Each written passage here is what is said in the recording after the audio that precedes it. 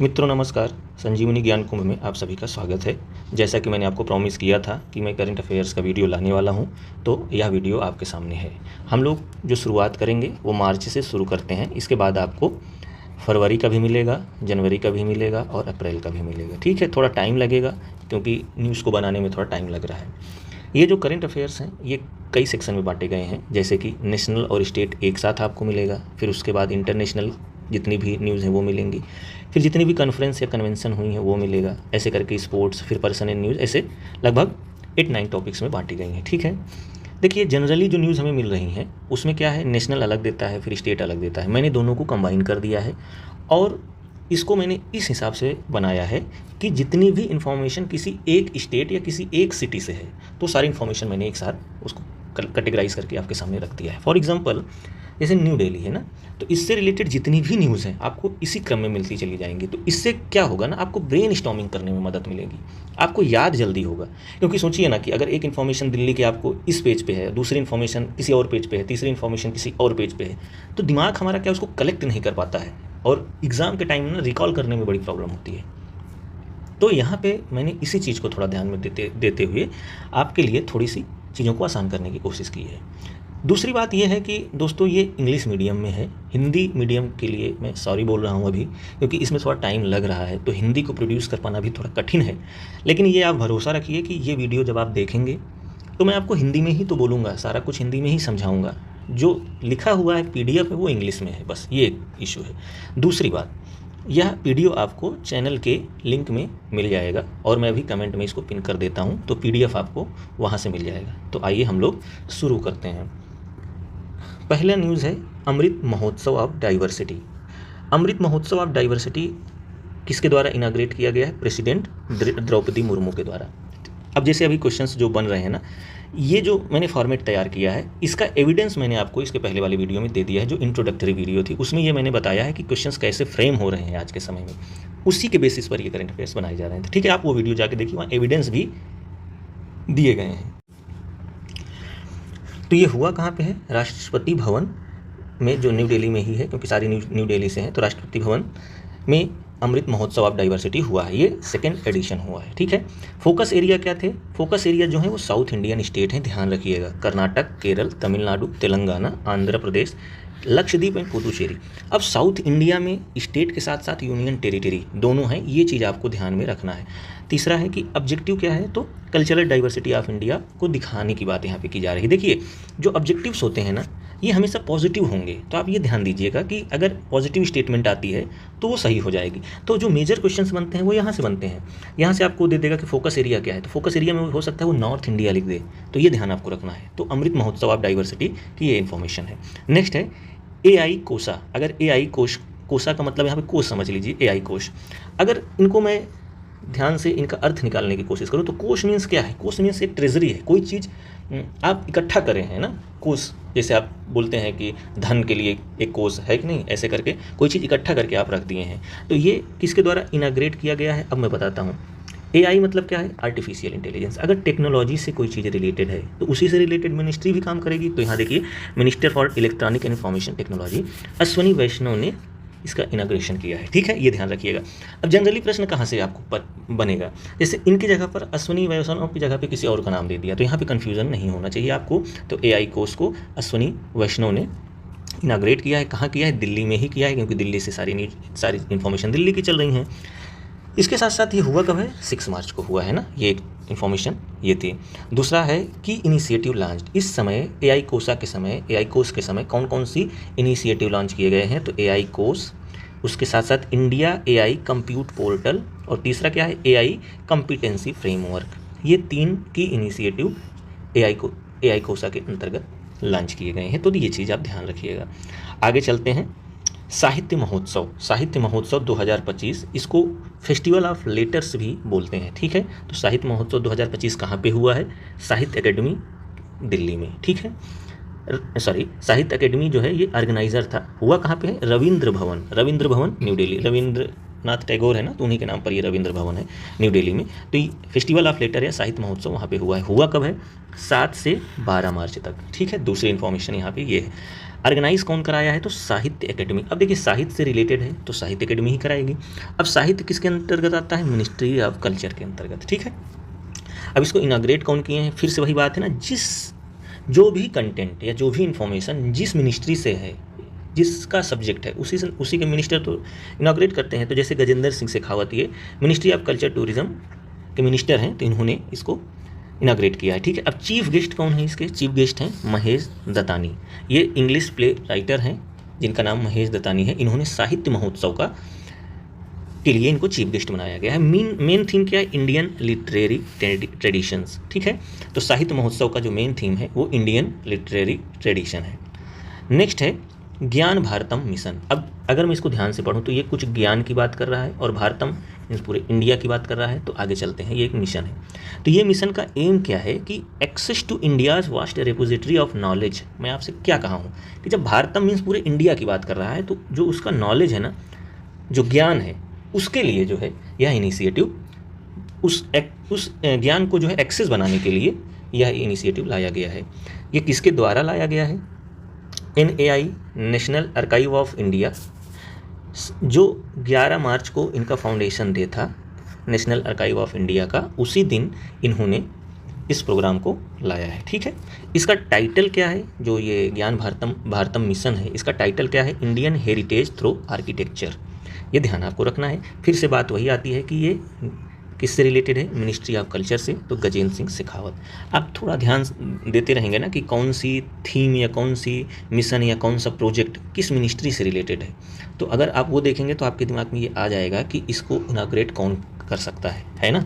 तो ये एक इन्फॉर्मेशन आप देखिएगा। तो ज्ञान भारतम मिशन क्या है, ये एक रिपोजिटरी है, ये भी एक प्रकार से कोष ही है, समझ लीजिए। रिपोजिटरी ऑफ नॉलेज, नॉलेज का एक प्रकार से कोष है। नॉलेज का क्या है, इकट्ठा करके लोगों तक जो इंडिया के बारे में डाइवर्सिटी हुई या इंडिया के और सारे जो भी हिस्टोरिकल प्लेसेस हैं, है ना, या जो उनके वेदास हैं या जो भी चीज़ है, सारे इन्फॉर्मेशन आपको ज्ञान भारतम मिशन के द्वारा लाया जाएगा। अब आगे चलते हैं, फिट इंडिया कार्निवल। अब इसमें क्या है, मनसुख मांडवी जो है ये यूथ अफेयर्स के मिनिस्टर हैं। अब देखिए फिट इंडिया की बात कर रहा है तो मोस्टली फिट इंडिया, फिट किसको कहा जाता है, यूथ को कहा जाता है।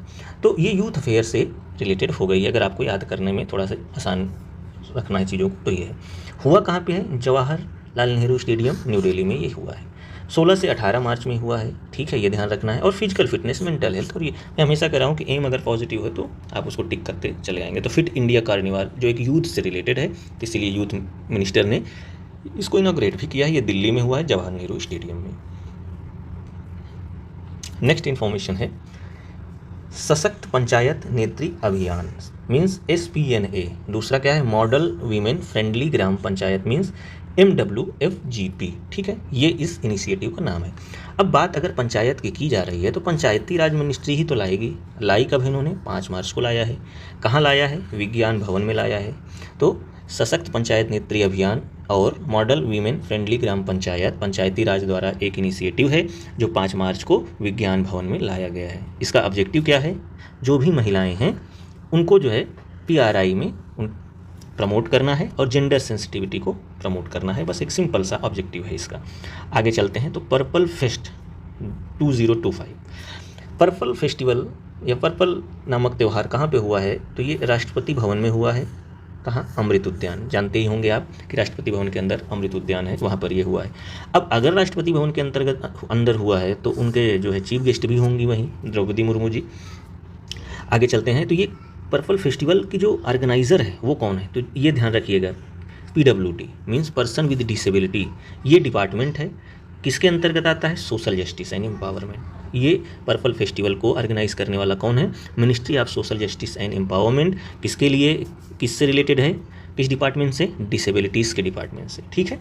इसका क्या ऑब्जेक्टिव है, तो देखिए जब डिपार्टमेंट ही डिसेबिलिटी वाला है, यहाँ पे डिसेबिलिटीज़ के लिए बनाया गया है, तो उसका काम ही क्या होगा, जो मेन ऑब्जेक्टिव क्या होगा, डिसेबल लोगों को एम्पावर करना, जो दिव्यांग जन है ना उनको एम्पावर करने की बात यहाँ पे कही गई है। तो पर्पल फेस्टिवल क्या है, राष्ट्रपति भवन अमृत उद्यान में हुआ है। द्रौपदी मुर्मू जी चीफ गेस्ट थी, कौन, ministry of social justice, disability department, और एम्पावर किसको करना है, डिसेबल लोगों को करना है। आगे चलते हैं, युग युगीन भारत नेशनल म्यूजियम। अब युग तो मतलब एक चीज़ आपको समझ में आ रहा होगा ना, और दूसरा क्या है, national museum, Bharat national museum. Museum ऐसा है जो युग युगीन की जानकारी आपको देगा, समझ रहे हैं ना, ये इसका बेसिक अंडरस्टैंडिंग इस लाइन से ये हो रही है। आगे चलते हैं। अभी ये प्रपोज्ड है, अभी बना नहीं है, ये होगा कहाँ, लोकेशन इसकी क्या होगी, मीन्स ये म्यूजियम बनाया कहाँ जाएगा, north and south block of new Delhi. ये सेंट्रल विस्टा प्रोजेक्ट के अंतर्गत आएगा। सेंट्रल विस्टा प्रोजेक्ट क्या है, तो इसको आप जाइए गूगल करिए और इसको थोड़ा सा ध्यान में रखिएगा। ये टेक्निकल कोऑपरेशन जो युग युगीन भारत नेशनल म्यूजियम के लिए जो टेक्निकल कोऑपरेशन में भारत को जो दे रहा है वो फ्रांस म्यूजियम डेवलपमेंट दे रहा है, ये ध्यान रखना है। तो युग युगीन भारत नेशनल म्यूजियम प्रपोज्ड किया गया है, नॉर्थ एंड साउथ ब्लॉक में होगा, सेंट्रल विस्टा प्रोजेक्ट के अंतर्गत होगा, और इसमें कोऑपरेट कौन कर रहा है भारत के साथ, वो है फ्रांस। नेक्स्ट है, अभी देखिए दिल्ली में नई सरकार आई तो उससे रिलेटेड बजट, क्योंकि काफ़ी ये न्यूज़ पॉपुलर हुई थी तो उसको मैंने यहाँ पे रखा हुआ है। तो दिल्ली की जो सीएम हैं वो रेखा गुप्ता जी हैं, और उन्होंने जो बजट लाया है ना वो 1 लाख करोड़ का लाया है, और इम्पॉर्टेंट ये है ना, ये लास्ट ईयर से 31.5% ज़्यादा है। तो प्लीज़ इसको थोड़ा सा आप ध्यान रखिएगा। एटिकेट स्क्वाड, अब ये बताइए शिष्टाचार से रिलेटेड है ये स्क्वाड, तो ये किसने बनाया। अब शिष्टाचार से रिलेटेड कोई स्क्वाड बनाया गया है तो जो ईव टीजिंग होती है, छेड़ना, तो इस सब चीज़ों के लिए क्या है ना, मार कुटाई करने के लिए बनाया गया है ये एटिकेट स्क्वाड। तो कोई किसी को छेड़ेगा तो फिर परेशानी होगी। सेफ्टी ऑफ वीमेन, महिलाओं की सेफ्टी के लिए, तो भाई छेड़ना उड़ना बंद करें, अच्छे से रहें। दूसरा है, आगे चलते हैं, तो कथक महोत्सव। कथक महोत्सव 37 नंबर का जो है कथक महोत्सव अभी हुआ है। ये कहाँ पे हुआ है, कथक केंद्र न्यू दिल्ली, संगीत नाटक एकेडमी, ठीक है। ये world first ever Kathak literary festival भी यहाँ पे मनाया गया है, ये ध्यान रखिएगा। कथक जनरली हम लोग किससे करते हैं, नृत्य से, डांस से, लेकिन यहाँ पे डांस के साथ साथ लिटरेचर को भी इंक्लूड किया गया है, ये आप थोड़ा से विशेष तौर पे ध्यान रखिएगा। और ये पहली दफ़ा है जहाँ कथक लिटरेरी फेस्टिवल, ये क्वेश्चन आएगा कि कथक लिटरेरी फेस्टिवल पहली बार कहाँ मनाया गया है, और उसमें हो सकता है आपको ऑप्शन दे दे नोएडा, क्योंकि ये यूपी का भी ध्यान दे, और हो सकता है फिर आपको कंफ्यूज करने के लिए अन्य ऑप्शन भी दे। तो प्लीज़ ध्यान रखें, न्यू दिल्ली में ये मनाया गया है। तो यहाँ से दिल्ली से रिलेटेड जितनी भी इन्फॉर्मेशन थी, 11 न्यूज़ थी, मैंने आपको यहाँ से कवर कर दिया है। अब आगे चलते हैं दूसरे स्टेट में, उत्तर प्रदेश। अब उत्तर प्रदेश के बारे में बात करते हैं।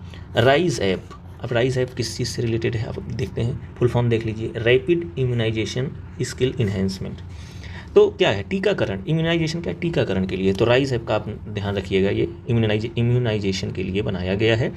ये डिजिटल होगा, अब भाई कोई एप्लीकेशन है तो डिजिटल ही होगा, और ये सारे डिस्ट्रिक्ट में लागू होगा, उत्तर प्रदेश के सारे डिस्ट्रिक्ट में इम्प्लीमेंट होगा, ये ध्यान रखिएगा। नेक्स्ट है टेक कीर्ति, टेक और कीर्ति, ठीक है। ये टेक कीर्ति इवेंट हुआ कहाँ है, IIT कानपुर में हुआ है। इसका जो इनाग्रेशन किया है ना वो अनिल चौहान CDS ने किया है, ये ध्यान रखिएगा। हो सकता है यहाँ पे आपको प्राइम मिनिस्टर का नाम दे दे या CM का नाम दे दे, ऑप्शन आपको रॉन्ग कराने के लिए, तो आप प्लीज़ ध्यान रखें। तो टेक कीर्ति जो है अनिल चौहान जी इसके इनाग्रेटर थे। अब ये टेक कीर्ति रिलेटेड किससे है, वो डिफेंस से है, डिफेंस इंडस्ट्री को मजबूत करने की बात यहाँ पे की जा रही है, ठीक है। पांतारेई, ये इसकी थीम है, एवरीथिंग फ्लोज, ये शायद मुझे लगता है ये फ्रांस या जर्मन लैंग्वेज में बताया गया है इसको। तो पांतारेई जो एवरीथिंग फ्लोज इसका है, ये यहाँ पे इसकी एक थीम है, ठीक है। तो टेक कीर्ति किससे रिलेटेड है, डिफेंस से रिलेटेड है। कहाँ पे हुई है, IIT कानपुर में हुई है। CDS साहब अनिल चौहान जी ने इसको इनाग्रेट किया है, और इसका थीम क्या है, पांतारेई ने। तो यूपी से रिलेटेड इन्फॉर्मेशन यहाँ पे आपको ख़त्म होती हैं। आगे चलते हैं हरियाणा। अब हरियाणा से कुछ इंपॉर्टेंट न्यूज़ देखते हैं।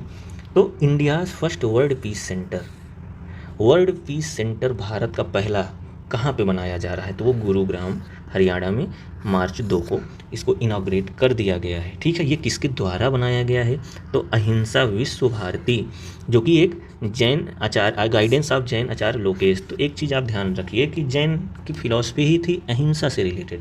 तो वर्ल्ड पीस सेंटर किसने बनाया है, अहिंसा विश्व भारती, ये किससे रिलेटेड है, जैन से रिलेटेड है, ठीक है, ये ध्यान रखिएगा। और गाइडेंस किसने दिया है, लोकेश जो जैन आचार्य हैं। गुरुग्राम में बनाया गया है, ये सबसे इम्पोर्टेंट है। नेक्स्ट है AI चैटबॉट सारथी। तो पहला प्रश्न आएगा कि सारथी क्या है ना, सारथी क्या है, तो ये एक AI चैटबॉट है, पहली बात। दूसरी बात, किसने लाया है, हरियाणा ने लाया। किसके लिए लाया है, फॉर सिटीजन सर्विस। अब सारथी, सारथी मतलब क्या है कि सरकार लोगों तक अपनी सर्विस को पहुंचाए, उसके लिए सारी इन्फॉर्मेशन रखना, डायरेक्ट करना, मॉनिटर करना, रेगुलेट करना, सारा कुछ वहाँ से हो जाए, इसीलिए AI चैटबॉट लाया गया है। आगे चलते हैं तो नॉर्थ इंडिया का पहला न्यूक्लियर प्रोजेक्ट ये कहाँ लाया गया है? तो ये आप ध्यान रखिएगा ना, थोड़ा गोरखपुर नाम से आप यूपी में मत फंस जाइएगा, ये हरियाणा में भी एक जगह का नाम है गोरखपुर, ये टाउन है। तो first nuclear project north India का हरियाणा में लाया गया है, वो भी गोरखपुर में। नेक्स्ट है पंजाब में, क्या है? प्रोजेक्ट हिफाजत, किसके लिए? ये भी ध्यान रखिएगा कि महिलाएं और बच्चों की सेफ्टी के लिए प्रोजेक्ट हिफाजत, ये आपको ध्यान रखना है पंजाब में, ठीक है? ये पंजाब से रिलेटेड इन्फॉर्मेशन। आगे चलते हैं तो गुजरात, वनतारा काफ़ी न्यूज़ में था, सबको पता भी होगा। ये है क्या? Animal rescue conservation rehabilitation centre है, ठीक है? एनिमल से रिलेटेड है, उनको बचाने के लिए और उनको कंजर्वेशन करने के लिए, कोई बीमार है तो उनका इलाज, सब कुछ एवरीथिंग वहाँ पे होगा। ये जामनगर में, जामनगर गुजरात में, ये एक ध्यान रखिएगा।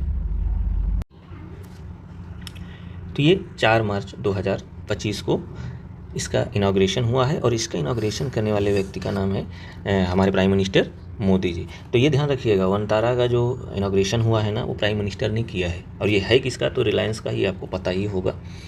आगे चलते हैं, महाराष्ट्र से इन्फॉर्मेशन है, सागर आकलन। ये सागर आकलन क्या है? देखिए, सागर आकलन लॉजिस्टिक पोर्ट परफॉर्मेंस इंडेक्स है। अभी तक जो इंडेक्स हमारा निकलता था, जिसको हम लॉजिस्टिक पोर्ट परफॉर्मेंस इंडेक्स बोलते थे, अब उसी का नाम जो है इन्होंने सागर आकलन दे दिया है। अब सागर आकलन अगर आप देखेंगे तो सागर का आकलन मीन्स इंफ्रास्ट्रक्चर कैसे है, पोर्ट कैसे है ना, ये सारी चीज़ों का आकलन हम देखेंगे। आगे चलते हैं तो ये किसके द्वारा लॉन्च किया गया है? तो भाई जो मतलब मिनिस्ट्री होगी, जो इनके मिनिस्टर हैं सर्बानंद सोनोवाल, तो ये पोर्ट वोर्ट ये इन्हीं के लिए इनको मिनिस्ट्री दी गई है, तो इन्होंने इसको लॉन्च किया है। और ये कहाँ लॉन्च किया गया है? मुंबई में लॉन्च किया गया है, 27 फरवरी को इन्होंने लॉन्च किया है, ठीक है? तो सागर आकलन क्या है? लॉजिस्टिक पोर्ट परफॉर्मेंस इंडेक्स है। किसने लॉन्च किया है? सर्बानंद सोनोवाल ने लॉन्च किया है। कब लॉन्च किया है? 27 फरवरी को मुंबई में। डेट देखिए, क्योंकि क्वेश्चंस में अभी पूछे जा रहे हैं, तो मैं तो ये नहीं कहूँगा कि सारे याद रखने हैं, लेकिन जहाँ पे थोड़ी फेमस चीज़ें हुई हैं उसको ध्यान रखना है। अब जैसे ये सब डेट को शायद अगर आप छोड़ भी सकते हैं तो नो प्रॉब्लम, लेकिन भाई पूछ लिया तो क्या किया जाएगा, इसीलिए जो इन्फॉर्मेशन इंपॉर्टेंट है वही मैंने यहाँ पे रखा है, और उसमें अब जितना हो सकता है मैंने कवर किया है। छत्रपति शिवाजी महाराज टेम्पल, ये कहाँ पे बनाया गया है? तो थाणे डिस्ट्रिक्ट के भिवांडी में इसको बनाया गया है, महाराष्ट्र में। देवेंद्र फडणवीस जो है इसको इनाग्रेट किए थे। ये ध्यान रखिएगा, ये फर्स्ट एवर टेम्पल है, ये पहला टेम्पल है। क्या है? ये टेम्पल है, ये ध्यान रखिएगा। छत्रपति शिवाजी महाराज के लिए मंदिर बनाई गई है, कहाँ पे? थाणे में। और किसने उसको इनाग्रेट किया है तो देवेंद्र फडणवीस ने, ठीक है? आगे चलते हैं मध्य प्रदेश की ओर। मध्य प्रदेश में ये है कि इंडिया का 50th टाइगर रिजर्व अभी बना है, जिसका नाम है माधव नेशनल पार्क। मध्य प्रदेश में माधव नेशनल पार्क इंडिया का 58 नंबर का टाइगर रिजर्व बनाया गया है, ठीक है? इसके साथ साथ एमपी में कितने टाइगर रिजर्व हो गए हैं? 9। इसीलिए एमपी को क्या बोलना जा रहा है? Tiger state of India. पहले भी बोला जाता था, अभी भी बोला जा रहा है। इंडिया का पहला PP green waste processing plant, very very important है ये कहाँ है? बिचौली हफ्सी, इंदौर में। ध्यान रखिएगा, पहला पीपी मतलब पब्लिक प्राइवेट पार्टनरशिप बेस, ठीक है? ग्रीन वेस्ट प्रोसेसिंग प्लांट कहाँ पे? इंदौर में बनाया गया। ये भारत का पहला है, इसलिए ज़्यादा इंपॉर्टेंट है। पंबन ब्रिज कहाँ पे है? सबको पता है, ये तमिलनाडु में है ना? अभी इस ब्रिज को, पंबन ब्रिज को या पंबन सेतु को प्रधानमंत्री मोदी जी ने इनाग्रेट किया है। ये कब इनाग्रेट किया गया है? 6 अप्रैल को इनाग्रेट किया गया है। और ये पंबन ब्रिज की लोकेशन क्या है? तो रामनाथपुरम रामेश्वरम आइलैंड में, ठीक है? ये ध्यान रखिएगा। और ये कितने किलोमीटर है? 2.5 किलोमीटर ये लॉन्ग है। ये प्लीज़ ये इस चीज़ को जरूर ध्यान दें। तो पंबन ब्रिज किसने इनाग्रेट किया है? नरेंद्र मोदी जी ने। कब लॉन्च किया है? 6 अप्रैल को लॉन्च किया गया। कितनी इसकी लेंथ है? 2.5 किलोमीटर है। और कहाँ पे है? रामनाथपुरम रामेश्वरम में। आगे है कर्नाटक। अब कर्नाटक से क्या है? India first nano electronics road show. Karnataka IISC Bengaluru में पहली भारत की नैनो इलेक्ट्रॉनिक रोड शो चलाई गई है। आगे है केरला क्या किया है कि सीनियर सिटीजन कमीशन एक बना दिया है, और ये भारत का पहला स्टेट बन गया है जिसने सीनियर सिटीजन के लिए अपनी कमीशन एक लॉन्च कर दिया है। और अगली इन्फॉर्मेशन है आंध्र प्रदेश से। तो आंध्र प्रदेश ने एक प्रोजेक्ट लाया है, P4 पॉलिसी इनिशिएटिव। ये किसके लिए है? जीरो पॉवर्टी के लिए है। तो आंध्र प्रदेश द्वारा लाया गया है P4 policy initiative zero poverty के लिए, ठीक है? ये ध्यान रखिएगा। और आंध्र प्रदेश का भी एक विज़न है जिसका नाम है स्वर्ण आंध्रा 2047। ये एक चीज़ ध्यान रखिएगा आप। आगे चलते हैं तो असमत कह रहा हूँ, सॉरी, यहाँ पे असम सेट, अगर असम और सेट को अलग कर दें तो ये असम सेट है। तो Assam satellite, simple, set stand for satellite. Assam पहला स्टेट बन गया है भारत का जिसने खुद की सैटेलाइट लॉन्च कर दी है, ये ध्यान रखिएगा। हाँ, इनकी मदद कौन किया है? इन स्पेस और इसरो ने इनकी मदद की है, लेकिन ये पहला स्टेट बन गया है, प्लीज़ ध्यान रखिएगा। और ये सैटेलाइट करे, इसका काम क्या है? Agriculture, disaster management, infrastructure development, security operations, बहुत सारे मल्टी काम है, तो कोई दिक्कत नहीं है इसमें। क्वेश्चंस बनेगा तो सीधा यही पूछेगा कि भारत का पहला स्टेट कौन सा है जिसने अभी अभी सैटेलाइट लॉन्च की है, तो वो है असम। आगे चलते हैं, अब सेंटर की कुछ स्कीम्स के बारे में हम लोग आइए देखते हैं। One nation one port process, ठीक है। तो मिनिस्ट्री ऑफ पोर्ट, वही अभी मैं जिनका नाम बताया था सोनोवाल साहब, तो वो ministry of port shipping and waterways के वो मिनिस्टर हैं, ठीक है। तो वन नेशन वन पोर्ट इसके द्वारा, मिनिस्ट्री ऑफ पोर्ट के द्वारा लाया गया है, 27 फरवरी को लाया गया है, ठीक है। अब क्या करना है? अब भाई पोर्ट को ही तो स्टैंडर्ड उसका अच्छा करना है, उसको और थोड़ा ऑपरेशंस को सिंप्लीफाई कर देना है। इसका गोल क्या है? तो इसका गोल ये है कि भारत की जो मैरीटाइम पावर को है ना, वो ग्लोबल लेवल पे दिखाना है और भी अधिक मजबूत बनाना है। तो इसका किसके विज़न के अंतर्गत काम कर रहा है? तो आत्मनिर्भर भारत और विकसित भारत 2047। तो one nation one port process ये मिनिस्ट्री ऑफ पोर्ट के द्वारा लाई गई है 27 फरवरी को, और पोर्ट के डेवलपमेंट के लिए लाया गया है। बस इतना इन्फॉर्मेशन काफ़ी होगा। रिवर डॉल्फिन पॉपुलेशन सर्वे मोस्ट इंपॉर्टेंट है, ये भी बहुत ज़्यादा इंपॉर्टेंट है। पहली बार रिवर डॉल्फिन पॉपुलेशन सर्वे किया गया है भारत में, ये आप ध्यान रखिएगा। तो ये सेशन भी इंपॉर्टेंट, इसमें डेट 2021 से 2023 का इसका सेशन है, ठीक है। ये कहाँ किया गया है? तो गंगा में किया गया है, ब्रह्मपुत्र में किया गया है और ब्यास रिवर में किया गया है, ठीक। दूसरी बात, अब ये सर्वे किसके द्वारा किया गया? तो इसमें बहुत सारे हैं। Wild life institute of India main है, इसके बाद state forest department Punjab, UP, Bihar, Assam, Jharkhand, तो बहुत सारे हैं। तो ये आएगा तो आप ये ध्यान रखिएगा, वाइल्ड लाइफ इंस्टीट्यूट और स्टेट फॉरेस्ट डिपार्टमेंट्स कई सारे स्टेट्स के हैं, ठीक है। ये एक इंपॉर्टेंट है इसमें। पहला डॉल्फिन पॉपुलेशन सर्वे है, ये आप जरूर ध्यान दें। 3 रिवर में हुई हैं, ये भी ध्यान देना है। अगली इन्फॉर्मेशन जो है इसमें कि सबसे पहले मैं आपको बताऊंगा कि टोटल डॉल्फिन पॉपुलेशन कहाँ पे ज़्यादा, सबसे ज़्यादा है तो गंजेटिक डॉल्फिन, जो गंगा रिवर में डॉल्फिन पाई जाती है, वो सबसे ज़्यादा है। देन इंडस रिवर डॉल्फिन, क्योंकि अभी हमने ब्यास का भी पढ़ा है ना, तो ये वहीं पर पाई जाती हैं ज़्यादातर। उसके बाद अगर स्टेट वाइज देखिए तो रिवर वाइज हुआ। अब स्टेट वाइज अगर मैं देखूँ तो यूपी में सबसे ज़्यादा पाई जाती हैं, इसके बाद बिहार और फिर वेस्ट बंगाल। ये प्लीज़ ध्यान रखें इसको। तो अगर मैं इसको थोड़ा सा समराइज़ करता हूँ तो रिवर डॉल्फिन पॉपुलेशन सर्वे 2021-23 अभी कंडक्ट किया गया है। 3 रिवर पे गंगा, ब्रह्मपुत्र, ब्यास। सर्वे करने वाले wild life institute of India और स्टेट फॉरेस्ट डिपार्टमेंट थे। और ये इसमें पॉपुलेशन की बात करूं तो सबसे ज़्यादा गंजेटिक है और फिर इंडस है। इंडस कहाँ पाई जाती है? ब्यास में पाई जाती है। दूसरा पॉइंट ये है कि यूपी में सबसे ज़्यादा है, फिर बिहार में और फिर वेस्ट बंगाल में है।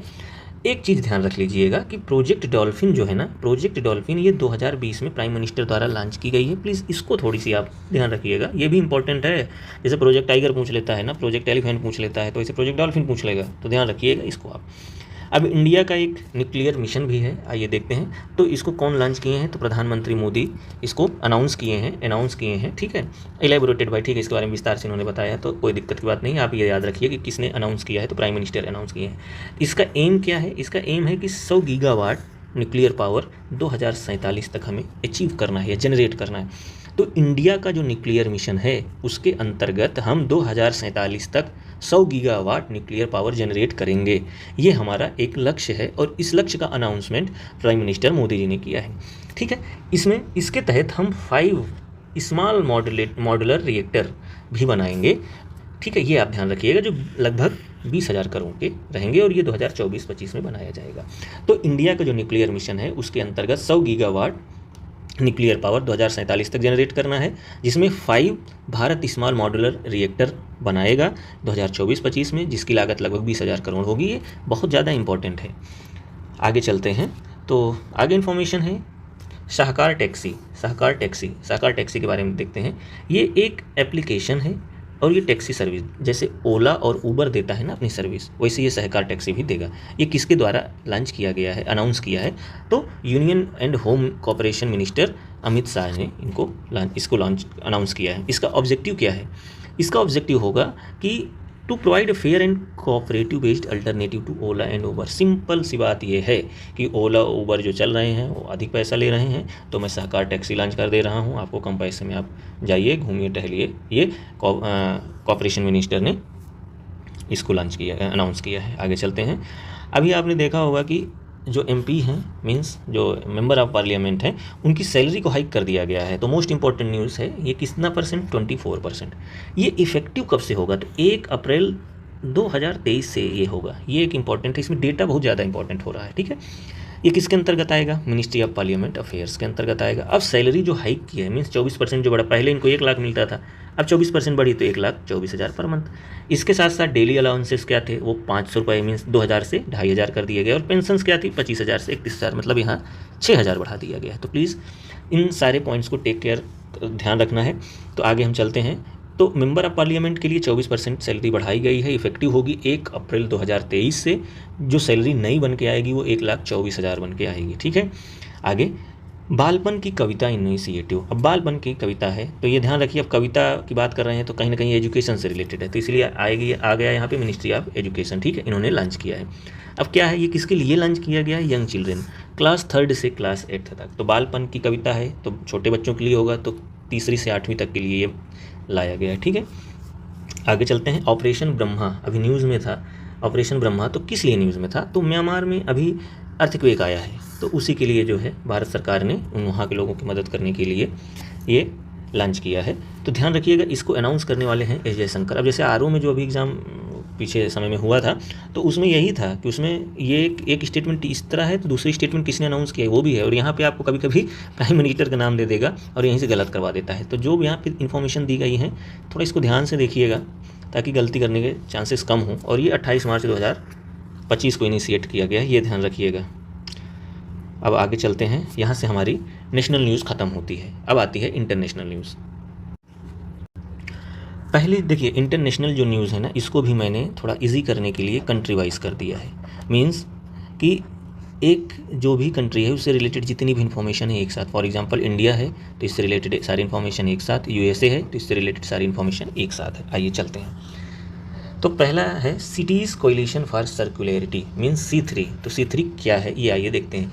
ये ग्लोबल अलायंस है, इंडिया के द्वारा ये लॉन्च किया गया हुआ ग्लोबल अलायंस है। किसके लिए, सस्टेनेबल डेवलपमेंट के लिए। 3 मार्च को ये लॉन्च किया गया है। कहाँ से लॉन्च किया गया है, जयपुर से लॉन्च किया गया है, ठीक है। ये आपको बहुत विशेष तौर पे ध्यान देने की ज़रूरत है। इंडिया का अप्रोच क्या रहा है, तो P3 रहा है, प्रो प्लानेट पीपल। प्लीज़ ये याद रखिएगा, प्रो प्लानेट पीपल। फिर 3R प्रिंसिपल थे, ये तो दुनिया जान रही है, जैसे आप लोग भी पढ़े होंगे NCERT में, रिड्यूस, रीयूज, रिसाइकल, ठीक है। अब इसमें जो है ना इंटरनेशनल अलायंस है, जो कि पहले ही बताया जा चुका है। तो क्या करेगा ये, सिटी टू सिटी कोऑपरेशन होगा इसमें। मीन्स सिटी टू सिटी है, जो बड़े बड़े सिटीज़ हैं, जैसे फॉर एग्जांपल पेरिस हो गया, न्यूयॉर्क हुआ, बर्लिन हुआ, है ना, कोई भी सिटीज़ जो बड़े सिटीज़ हैं, तो वो आपस में क्या करेंगे, नॉलेज को एक्सचेंज करेंगे। प्राइवेट सेक्टर इंगेजमेंट, अब यहाँ प्राइवेट सेक्टर को भी इंगेज किया जाएगा वेस्ट मैनेजमेंट के लिए। तो ओवरऑल सिटीज़ कोएलिशन, इसका अगर मैं नाम देखूँ ना तो सिटीज़ कोएलिशन मीन सिटी और सिटी सब लोगों को इकट्ठा करना साथ में, ठीक है। तो सिटीज़ कोएलिशन फॉर सर्कुलेटरी क्या है, ये सिटी जो हैं उनके बीच में एक प्रकार से संयोजन करेगा ताकि सस्टेनेबल डेवलपमेंट को लक्ष्य को प्राप्त किया जा सके। ये भारत के द्वारा लॉन्च किया गया है 3 मार्च को जयपुर में, ठीक है। ये भी ध्यान रखिएगा। और इसका अप्रोच जो भारत ने लिया है P3 और 3R। Prime minister Narendra Modi visit to Mauritius. अभी प्राइम मिनिस्टर हमारे मॉरिशस गए हैं, और ये कब, 11 से 12 मार्च को मॉरिशस गए हैं। तो मॉरिशस की कैपिटल क्या है, ये थोड़ा आप लोग देख लीजिएगा, बताइएगा फिर कमेंट में। इन्होंने क्या किया है कि इनको हाईएस्ट सिविलियन ऑनर मिल गया है। तो मॉरिशस ने हाल ही में किसको हाईएस्ट सिविलियन ऑनर दिया है, तो प्राइम मिनिस्टर मोदी को। अब इस ऑनर का नाम भी थोड़ा याद रखिएगा, grand commander of order of star and की ऑफ इंडियन ओशियन। तो भाई मॉरिशस इंडियन ओशियन में है, तो इसीलिए इनको ऐसा बोल रहे हैं, अच्छी बात है। ये पहले भारतीय हैं और 5वें विदेशी नागरिक हैं, मीन्स फॉरेन लीडर हैं, जिनको मॉरिशस ने ये अवार्ड दिया है। तो फिर से मॉरिशस ने प्राइम मिनिस्टर को हाईएस्ट सिविलियन ऑनर का अवार्ड दिया है, जो ये अवार्ड पाने वाले पहले भारतीय बन चुके हैं। 11 से 12 मार्च को ये अवार्ड इनको मिला गया, जब वो गए थे तब मिला उनको।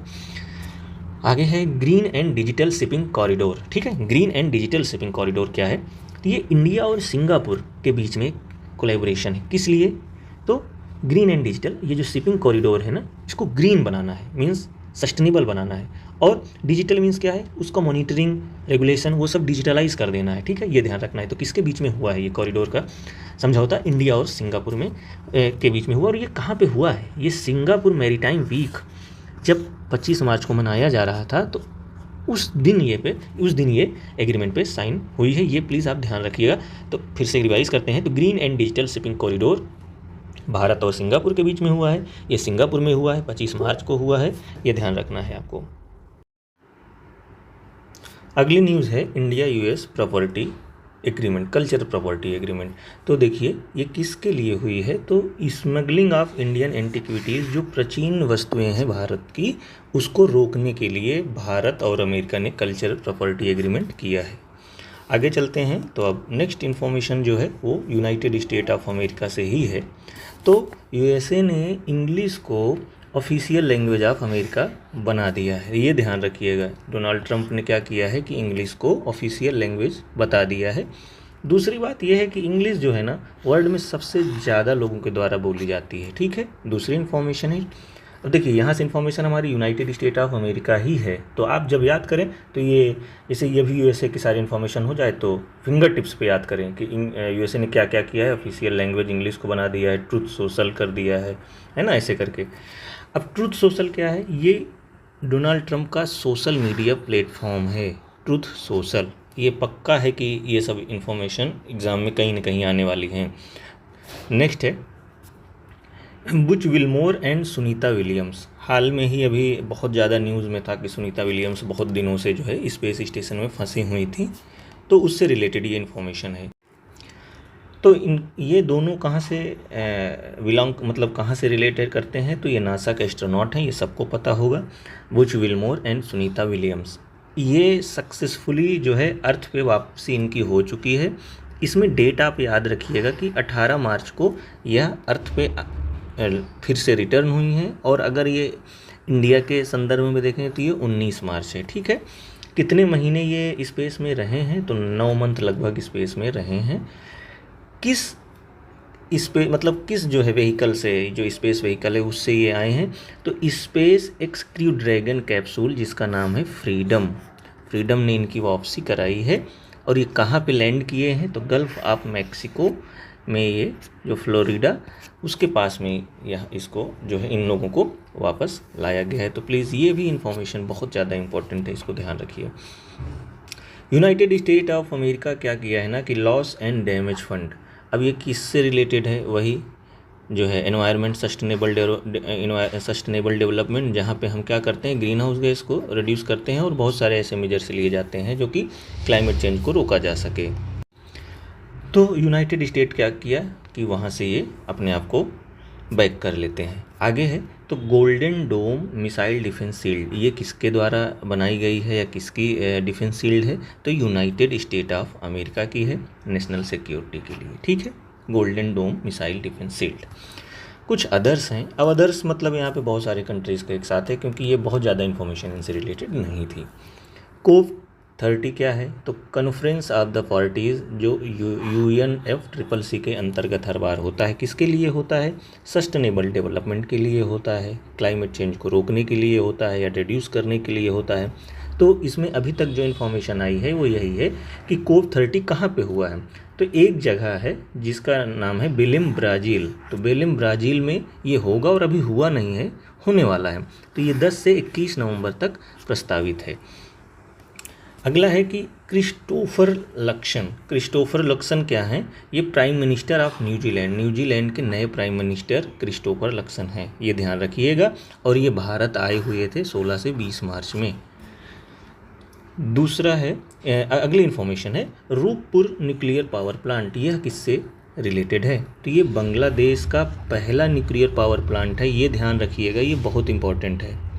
दूसरी बात ये है कि इसको बना कौन रहा है, तो इसको बनाने वाली कंट्री जो है वो रसियन कंपनी रोस्तम है, यहीं पर ध्यान रखना है। यहाँ पे आपको कंफ्यूज करने के लिए वो चाइना बताएगा, लेकिन आपको ध्यान रखना है कि इसको रूपपुर न्यूक्लियर प्लांट को रसिया बना रहा है।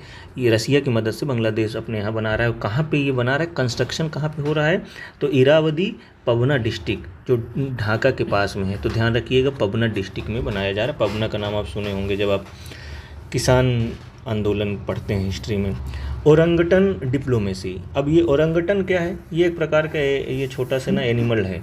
अब मलेशिया क्या कहता है कि अगर मेरे यहाँ से आप पाम ऑयल लेंगे तो मैं आपको ये ओरंगटम जो है एक जो है गिफ्ट में दे दूँगा। तो बस ध्यान यही रखना है कि ओरंगटन डिप्लोमेसी किससे है, मलेशिया से रिलेटेड है।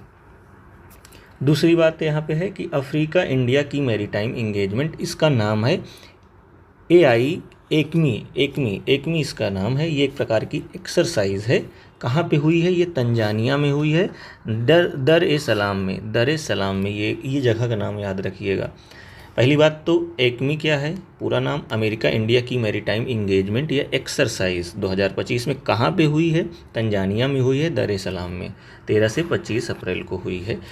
देखिए एक बार डेट इस बार पूछा गया है, डजेंट मीन कि हर बार आपको इतना टेक्निकल पूछा जाएगा, बट हाउएवर कि आप अगर याद रखते हैं, सबकॉन्शियस माइंड में चला भी जाता है तो थोड़ा बेनिफिट हो जाएगा आपको। बाकी ये सारी इन्फॉर्मेशन इंपॉर्टेंट उतनी नहीं है। आगे चलते हैं।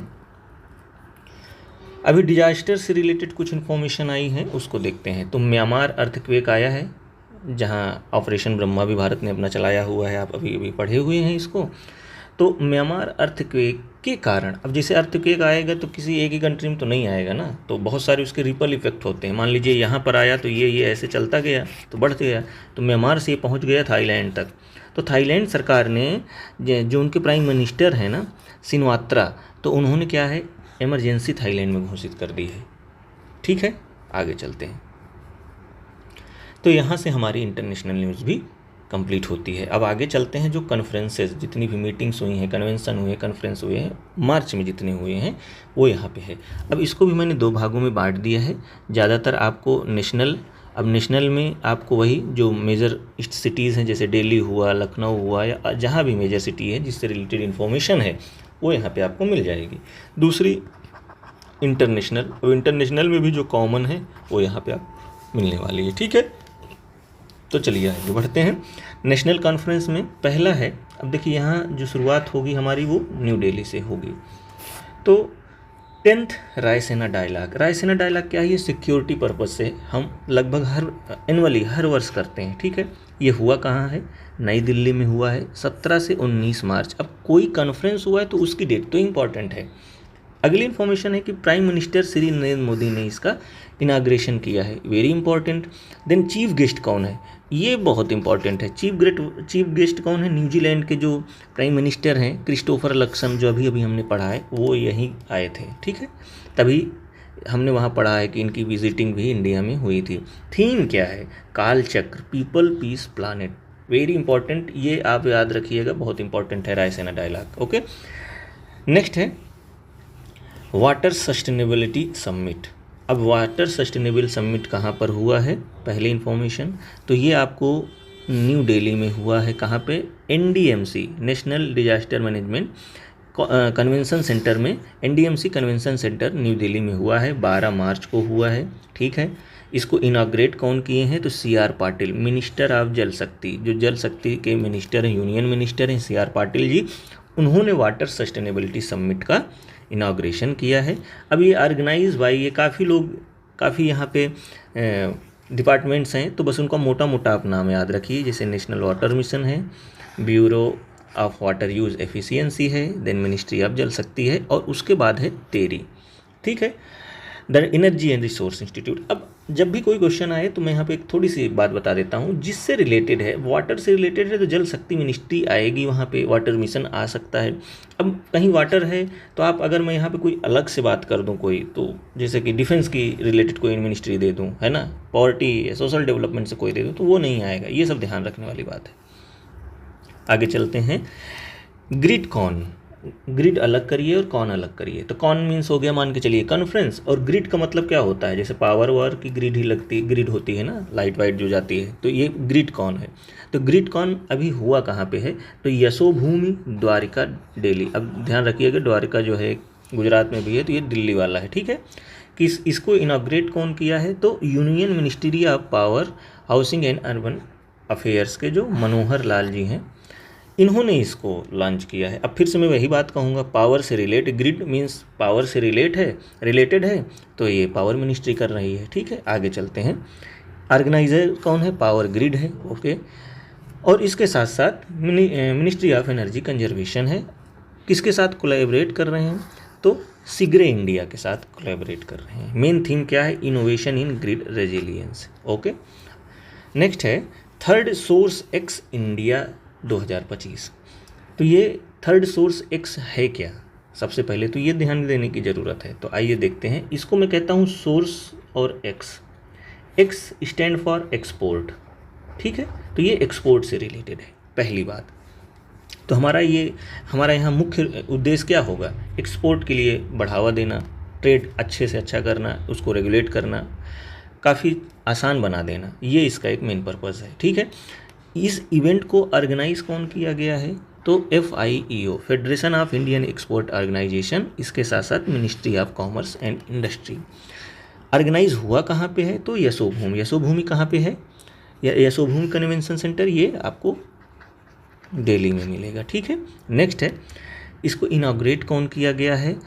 किसने किया है? तो संतोष कुमार सारंगी ने इसका इनाग्रेशन किया हुआ है। ये है सोर्स इंडेक्स के बारे में जानकारी। आगे है वर्ल्ड सस्टेनेबल डेवलपमेंट समिट। 24वां वर्ल्ड सस्टेनेबल डेवलपमेंट समिट कहाँ पे हुआ है? ये न्यू दिल्ली में हुआ है। कहाँ, कब से कब तक हुआ है? तो 5 मार्च से 7 मार्च तक हुआ है। थीम क्या है? Partnership for accelerating sustainable development and climate solution, ठीक है, ये इसकी थीम है। और ऑर्गेनाइज किसने किया है? टेरी ने ऑर्गेनाइज किया है। तो ये भी बहुत इंपॉर्टेंट न्यूज़ है क्योंकि सस्टेनेबल डेवलपमेंट से रिलेटेड है। देखिए, दिल्ली की इन्फॉर्मेशन यहाँ से ख़त्म होती हैं। अब आगे हम लोग चलते हैं मुंबई की तरफ। मुंबई के लिए वेव एक्स, ठीक है। वेव एक्स क्या है? वेव एक्स एक इवेंट है जो कि मुंबई में जियो वर्ल्ड कन्वेंशन सेंटर में ऑर्गेनाइज हुआ है। कब से कब तक? ये मई में, अभी ऑर्गेनाइज नहीं हुआ है, ये होने वाला है, ठीक है। आगे इसका ऑर्गेनाइजर कौन है? तो ministry of information and broadcasting, इसके साथ साथ मोबाइल एसोसिएशन ऑफ इंडिया, ठीक है। तो अब इससे आपको थोड़ा सा आंकड़ा लग गया होगा कि वेव एक्स क्या हो सकता है।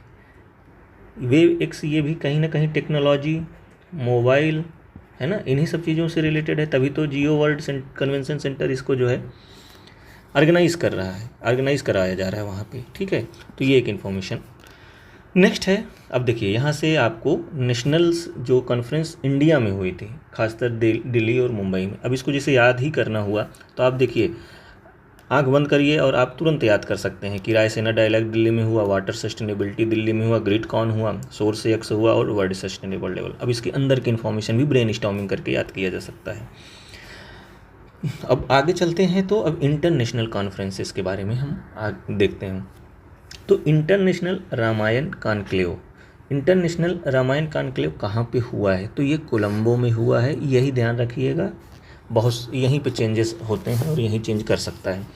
ऑर्गेनाइज़र कौन है इसका? तो इंटरनेशनल रामायण एंड वैदिक रिसर्च इंस्टीट्यूट की स्पीकर्स क्या है? देखिए, एक चीज़ यहाँ पर ध्यान रखिए। तो यहाँ पे बहुत, जैसे एक मनोज दीक्षित जी हैं, एक नीरज गुप्ता हैं, है ना, इसके साथ साथ जो है श्रीलंका से भी कुछ लीडर्स आए होंगे। तो एक चीज़ आप यहाँ पर ध्यान रखिए, जो की स्पीकर्स हैं या पार्टिसिपेंट्स हैं, उसमें कोई बहुत बड़ा लीडर नहीं है, जैसे कि प्राइम मिनिस्टर या अन्य लोग। तो बस इतना ही आपको ध्यान रखना है ना, कभी बड़े लोगों को नाम दे दे तो वो एलिमिनेट करके आप आगे बढ़ जाइएगा। ये दोनों इम्पॉर्टेंट थी, वो ध्यान रखिएगा। आगे है ITB बर्लिन 2025। अब ये जर्मन भाषा में लिख गया है, इंटरनेशनल टूरिज्मस एंड बोर्से, ठीक है। ITB रिलेशन इसका किससे है? तो ये टूरिज़्म से रिलेटेड है, टूरिज़्म से रिलेटेड है। किस मिनिस्ट्री के अंतर्गत, मतलब किस मिनिस्ट्री ने वहाँ जाके पार्टिसिपेट किया है? अब टूरिज़्म से है तो ministry of tourism of India, यही तो जाके वहाँ पार्टिसिपेट करेगी, ठीक है। पार्टिसिपेट किया हो ये ITB बर्लिन। अब बर्लिन नाम ही है तो जो जर्मनी से रिलेटेड होगा। तो जर्मनी में या कॉन्फ्रेंस हुआ है। ये कब से कब तक हुआ है? तो 4 से 6 मार्च तक हुआ है, ठीक है, में से बर्लिन में। अब इसमें जो मेजर लोग जो पार्टिसिपेट किए हैं वो ग्लोबल इंडस्ट्री से रिलेटेड लोग हैं, जो कंपनीज़ को, टेक्नोलॉजी को, है ना, ट्रैवल को बढ़ाने के लिए लोग इकट्ठे हुए हैं। अब टूरिज़्म से है तो आपको ट्रैवल तो बढ़ाना ही पड़ेगा ना, होटल्स बढ़िया बढ़िया बनाने पड़ेंगे। तो ये सारी बातें वही से कि कैसे टूरिस्ट लोगों को अधिक से अधिक सुविधा दिया जा सके और कैसे 2 कंट्रीज़ या अन्य कंट्रीज़ के बीच में संतुलन स्थापित किया जा सके, ठीक है। तो इंडिया की तरफ से किसने यहाँ पे पार्टिसिपेट या इनाग्रेट किया है? तो ये ध्यान रखिएगा, ambassador of India in federal Republic of Germany, means Bharat के जो एम्बेसडर जर्मनी में हैं जिनका नाम है अजीत गुप्ते, तो वो यहाँ पे जो है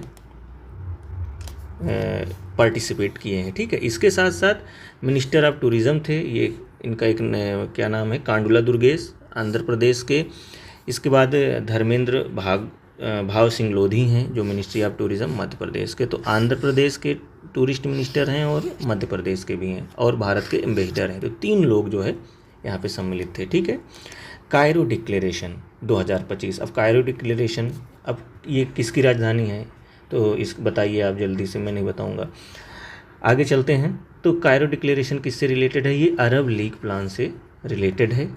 ये अरब लीग प्लान क्या है? कि गाजा रिकन्स्ट्रक्शन, मीन्स गाजा में जितने भी अभी हवाई हमले हुए हैं उसके लिए रिकन्स्ट्रक्शन करने के लिए ये प्लान लाया गया है। इसके लिए ये प्रपोज किसके द्वारा किया गया है? इजिप्ट के द्वारा, और 53 बिलियन। अब आप थोड़ा से इसकी कैपिटल के बारे में समझ गए होंगे। ये 4 मार्च को लाया गया है ये प्रस्ताव। ठीक है, और ये एडॉप्ट भी कर लिया गया है। नेक्स्ट है, देखिए यहाँ से इंटरनेशनल न्यूज़ भी हमारी कंप्लीट होती हैं। अब आगे आती है न्यूज़ है इकोनॉमिक्स से रिलेटेड है। तो देखते हैं कि इकोनॉमिक्स में अभी क्या क्या है। IRCTC जानते हैं, रेल का टिकट करते हैं तो आपको पता होगा। इसके एंड IRFC, इनको क्या मिल गया है? नवरत्न का स्टेटस मिल चुका है। अब एक बात थोड़ा से आप रीड कर लीजिएगा कि ये स्टेटस मिलता कब है। ठीक है, तो अगर मैं IRCTC का पूरा नाम बताऊं तो Indian railway catering and tourism corporation, एक ये है इंडियन रेलवे फाइनेंस कॉरपोरेशन, ये इन दोनों को नवरत्न का स्टेटस दे दिया गया है भारत सरकार द्वारा। डिजिटल क्रॉप सर्वे, इसको बोलते हैं DCS सिस्टम, ये किसके द्वारा है? अब क्रॉप है तो एग्रीकल्चर से ही होगा, तो ministry of agriculture and formal welfare. ठीक है, दूसरा इसका काम क्या होगा? तो crop data collection in real time, ये इसका काम है। आगे चलते हैं। टी एक्सपोर्ट पर अभी द हिंदू में न्यूज़ आई थी, इवन PIB में भी न्यूज़ थी। तो टी एक्सपोर्ट पर जो टी बोर्ड ऑफ इंडिया का डेटा है वो यह कहता है कि जो टी एक्सपोर्टर है लार्जेस्ट इन द वर्ल्ड, वो सबसे पहले केन्या है और दूसरा है इंडिया। तो मोस्ट इम्पोर्टेंट क्या है कि इंडिया जो है 2nd नंबर पे है टी एक्सपोर्ट में। ठीक, आगे मिल्क प्रोडक्शन, इंडिया जो है दुनिया का सबसे ज़्यादा मिल्क प्रोड्यूस करता है, ये आप जानते हैं। अब यहाँ पे थोड़ा सा जो ध्यान रखने की बात है वो इसकी कैपेसिटी की बात है, तो 239 मिलियन मेट्रिक टन। ठीक है, ये थोड़ा ध्यान रखिएगा। इसके साथ साथ ये इन्फॉर्मेशन, भारत का एक टारगेट है कितना? 300 मिलियन मेट्रिक टन 2030 तक प्रोड्यूस करने के लिए, मीन्स नेक्स्ट 5 ईयर्स में भारत जो मिल्क प्रोड्यूस करना चाहता है वो 300 मिलियन मेट्रिक टन करना चाहता है। ठीक है, और भारत दुनिया में जो ग्लोबल मिल्क प्रोडक्शन है उसका 24% लगभग भारत की ओर से दिया जाता है। ठीक है, आगे चलते हैं। PM internship scheme mobile app, ये एक प्रकार की स्कीम है। अब इंटर्नशिप से रिलेटेड है तो समझ जाइए, कुछ भी सिखाना या चाह रहे हैं, स्किल डेवलपमेंट करना चाह रहे हैं जिसके कारण ज़्यादा से ज़्यादा लोगों को एम्प्लॉयमेंट मिल सके। अब ये किसको मिलेगा?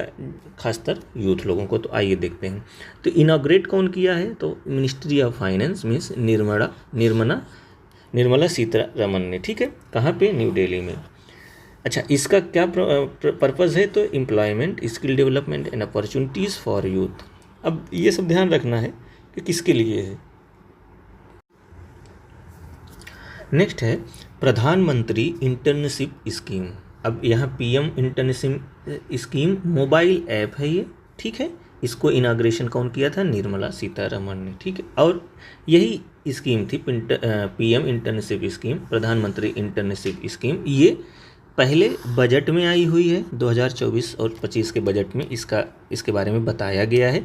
इसका पर्पस क्या है कि इंटर्नशिप देना है, वही एक प्रकार से समझ लीजिए चीज़ों को सिखाना है, स्किल डेवलप करना है ताकि यूथ को जो है एम्प्लॉयमेंट मिले। कहाँ पे? कितने लोगों को? 1 करोड़ यूथ। प्लीज़ ध्यान दीजिएगा इस वाले फैक्ट को। टॉप 500 कंपनीज़ में नेक्स्ट 5 ईयर्स में। तो PM इंटर्नशिप स्कीम जो है ये यूनियन बजट में आई हुई है। 1 करोड़ यूथ को हम इंटर्नशिप देने जा रहे हैं 500 टॉप कंपनीज़ में अगले 5 साल में। ठीक है, इससे ही रिलेटेड एक एप्लीकेशन निर्मला सीतारमण जी ने लॉन्च किया है। आगे चलते हैं। सामर्थ्य। सामर्थ्य क्या है? तो ये national competition on corporate rescue strategy. अब रेस्क्यू है तो मीन्स किसी चीज़ को बचाना। अगर कोई कंपनी डूब रही है तो उसको बचाने के लिए यहाँ पे बात की जाएगी सामर्थ्य। अब नाम ही देखिए ना, सामर्थ्य है। अगर आपके अंदर सामर्थ्य है तभी आप लड़ सकते हैं और बच सकते हैं। जैसे इस समय आप भारत के केस में देख रहे हैं, सामर्थ्य है, इसीलिए ऑपरेशन सिंदूर टिका हुआ है और जीत भी रहा है। ऑर्गेनाइज़र कौन है? Indian institute of corporate affairs. अब कंपनी से बात हो रही है तो कॉरपोरेट अफेयर ही इसका ऑर्गेनाइज करेगा। ये 22 से 23 मार्च में हुआ है और ये हुआ कहाँ है? IICA कैंपस मनेसर हरियाणा में। ठीक है, ये भी ध्यान रखिएगा। ऑब्जेक्टिव क्या है? तो स्टूडेंट को practical experience of corporate revival strategies के बारे में बताना है। ठीक है, ये इसका नाम ही है, रेस्क्यू करना तो रिवाइव करना। आगे चलते हैं। ये था सामर्थ्य और ये है सामर्थ। देखिए यहाँ पे YA है और यहाँ पे सिंपल A है। तो इसका अगर मैं हिंदी में ये जो ये कहना चाह रहा है मैं उसका कर रहा हूँ, सामर्थ्य और ये सामर्थ। ठीक है, ये अंतर है, थोड़ा सा ध्यान दीजिएगा। सामर्थ्य क्या है? ये इंक्यूबेशन प्रोग्राम है। क्या है? State of art incubation programme for startup. ये स्टार्टअप जो इंक्यूबेशन मतलब क्या है? जो स्टार्टिंग पीरियड में जो उनको मदद चाहिए, ये जो स्टार्टअप है या जो कोई छोटी कंपनी है खोलना चाहता है, स्टार्टअप खोलना चाहता है, तो स्टार्टिंग फेज़ में जो मदद चाहिए वो ये प्रोग्राम मदद करेगा। इसी के अंतर्गत मदद किया जाएगा। ये किसने इशू किया है या किसने लाया है? तो CDOT ने लाया है। ठीक है, ये ध्यान रखिएगा। आगे चलते हैं। तो इसका ऑब्जेक्टिव क्या है? वही सपोर्ट स्टार्टअप। अब जो भी स्टार्टअप हैं या इनोवेटर्स हैं उनको हम सपोर्ट करेंगे। किस सेक्टर में? टेलीकॉम सेक्टर में। साइबर, जैसे साइबर सिक्योरिटी। अब टेलीकॉम का अगर आप बात कर रहे हैं तो साइबर सिक्योरिटी तो उसी से रिलेटेड है, और 5G 6G AI artificial intelligence, internet of things. तो ओवरऑल जब आप टेलीकॉम की बात करेंगे तो ये सारे वहीं पे आ जाते हैं। ठीक है। आगे चलते हैं। आगे है कि bank net and E bakery. तो देखिए ई बेकरी तो पहले ही आया था जो है RBI द्वारा, उस मिनिस्ट्री ऑफ फाइनेंस द्वारा, और अभी क्या आया है? Bank net. तो मिनिस्ट्री ऑफ फाइनेंस ने बैंक नेट और ई बेकरी प्रोग्राम लॉन्च किया है। और ये लॉन्च किसके लिए किया है? Enhance PSU bank e auction for asset sale. जो PSU बैंक हैं जो भारत के, उनका ऑक्शन करने के लिए उनके जो एसेट्स हैं उसके लिए बैंक नेट लाया गया है। अच्छा, ये एक इन्फॉर्मेशन थोड़ा इससे हट के है, ये अलग इन्फॉर्मेशन थी तो इससे रिलेटेड, इसका कोई रिलेशन नहीं है। तो क्रिसिल एक क्रेडिट रेटिंग एजेंसी है जिसने भारत की ग्रोथ को 6.5% बताया है। कब? 2025-26 में। तो ये एक न्यू इन्फॉर्मेशन थी, इसको ध्यान रखिएगा क्योंकि पूछ लेता है कि वर्ल्ड बैंक के अनुसार या क्रिसिल के अनुसार कि भारत की GDP ग्रोथ क्या रहेगी। तो ये ध्यान रखिएगा 6.5%। नेक्स्ट इन्फॉर्मेशन है रेसिप्रोकल टैरिफ। ये बहुत ज़्यादा न्यूज़ में है और ये किसने लाया है? ये यूनाइटेड स्टेट ऑफ अमेरिका के प्रेसिडेंट जो हैं ट्रंप ने रेसिप्रोकल टैरिफ लाया है। और इसमें जो इम्पोर्टेंट चीज़ है ना वो भारत के संदर्भ में देखिए तो ये 26% भारत के लिए लाए हैं। सबसे ज़्यादा तो चाइना के लिए है और उसके बाद भारत शायद 5वें-6वें नंबर पे आता है इनके लिस्ट में, 26%। और ये कब से लागू हो रहा है? तो 2 अप्रैल से। ये ध्यान रखिएगा यहाँ पे 2 अप्रैल। वीमेन बारोअर मीन्स कहाँ की महिलाएं सबसे ज़्यादा जो है मनी को बोरो करती हैं, उधार लेती हैं। अब वो बैंक से हो सकता है ना, या नॉन बैंकिंग कंपनीज़ होती हैं, या जो भी मीडियम होते हैं फाइनेंस के, कहाँ की महिलाएं जो है सबसे ज़्यादा बोरो करती हैं? तो वो है तमिलनाडु। और ये रिपोर्ट बताया किसने है? ये नीति आयोग के ही एक रिपोर्ट में ये बताया गया है कि तमिलनाडु की महिलाएं सबसे ज़्यादा मनी बोरो करती हैं। इट मीन्स कि वहाँ की जो महिलाएं हैं वहाँ पर एंटरप्रेन्योरशिप ज़्यादा उनके माइंड में है और वो ज़्यादा एंटरप्रेन्योरशिप की तरफ भाग रही हैं। ये आगे चलते हैं। Joint economic commission, very important news है ये। किसके द्वारा लाया गया है? तो इंडिया और आयरलैंड के बीच जॉइंट इकोनॉमिक कमीशन बनाया गया है। इसका क्या होगा, पर्पस क्या होगा? तो वही है ट्रेड और जो इंटरनेशनल इकोनॉमिक इशूज़ हैं उस पर यहाँ पे एक सामंजस्य बैठाने की बात की जाएगी। और ये किसके द्वारा लाया गया है? तो external affair minister S Jaishankar और आयरलैंड के जो डिप्टी प्राइम मिनिस्टर हैं साइमन हैरिस, उनके द्वारा जो है इसमें सहमति जताई गई है। और मोस्ट इम्पॉर्टेंट ये हुआ कहाँ है, तो ये डबलिन में हुआ है, ठीक है, जो कि आयरलैंड की राजधानी है।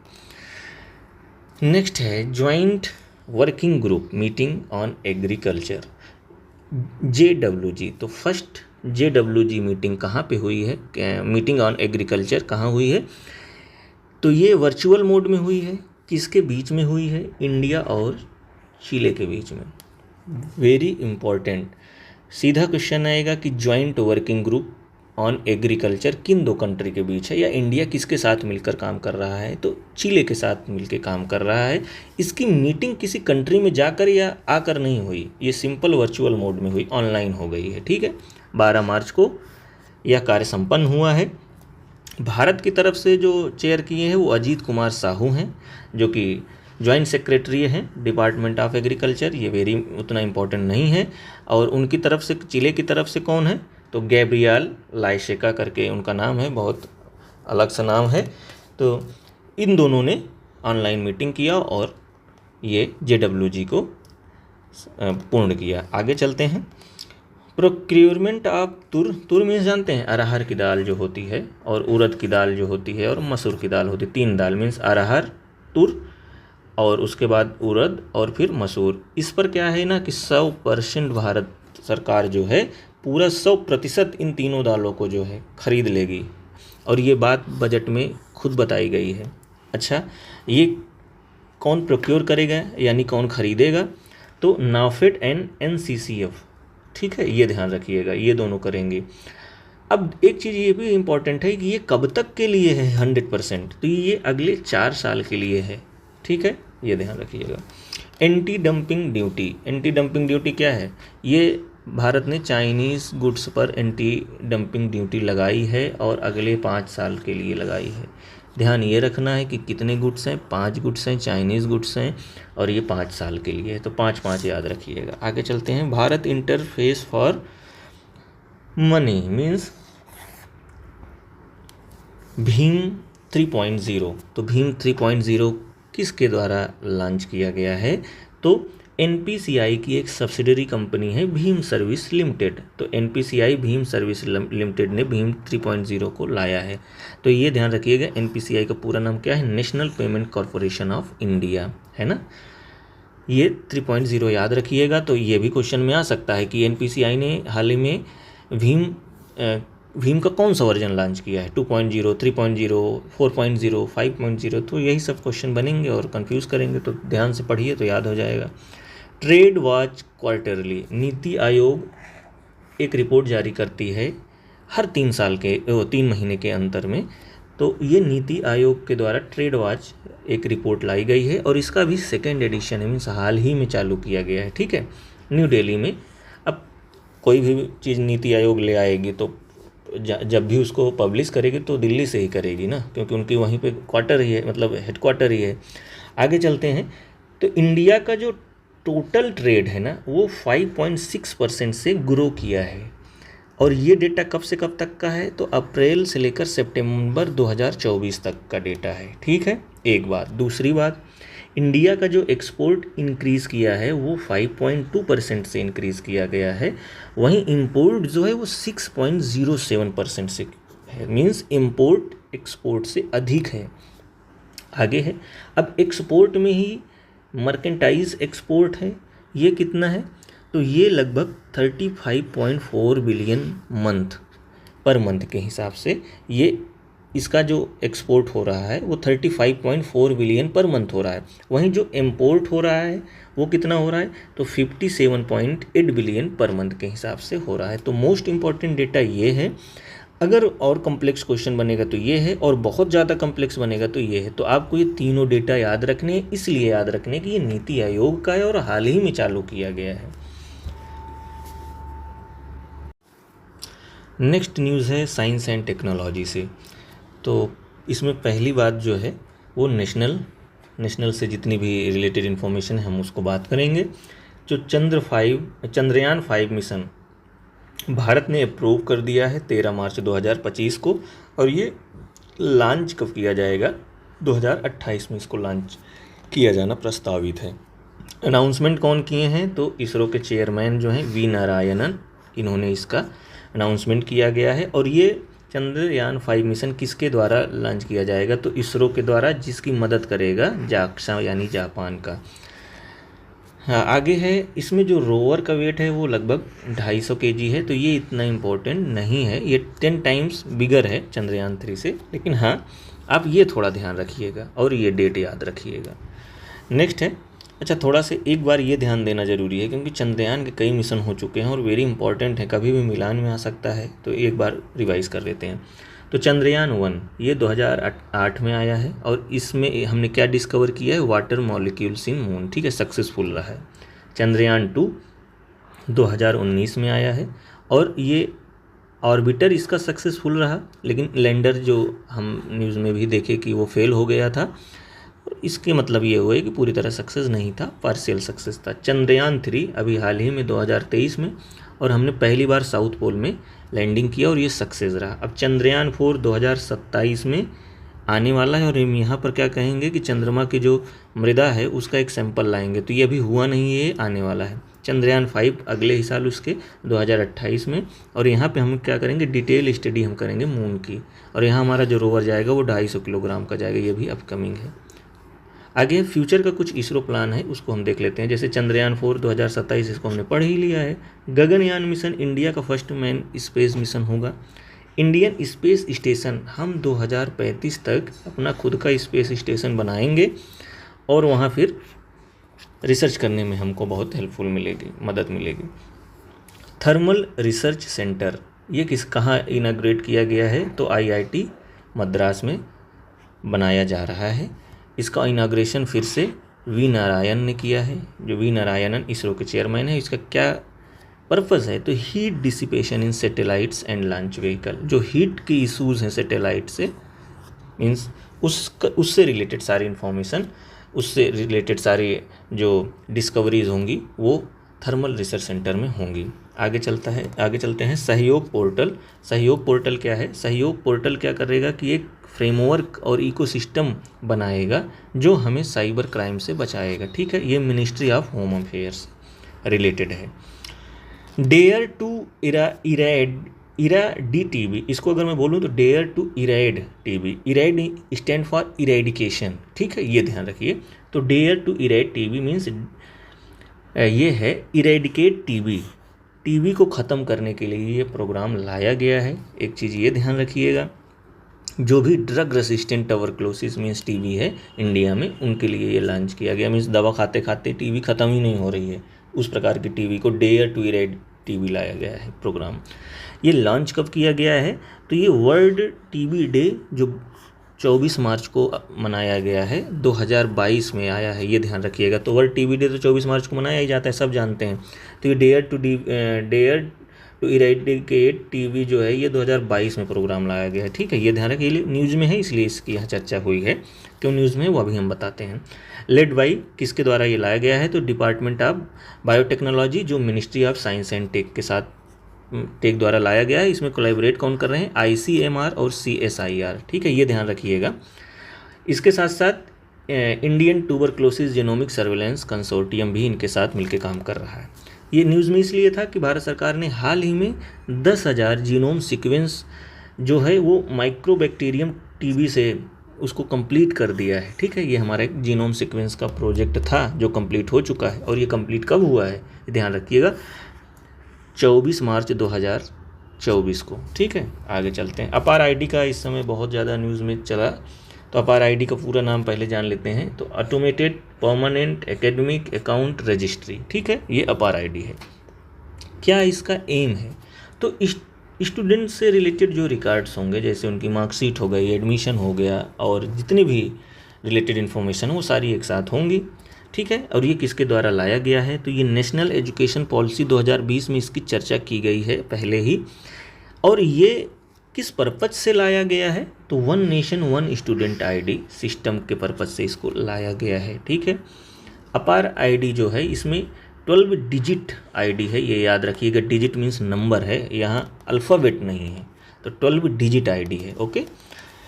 आगे चलते हैं। अब एक चीज़ ये भी ध्यान रखेंगे, जो अपार आईडी बनेगी उसको डिजी लॉकर से या academic bank of credit means इसको बोलते हैं एबीसी आईडी, इससे रिलेटेड जो है इनको सबको आपस में लिंक कर दिया जाएगा ताकि चीज़ें आसान हो जाएं।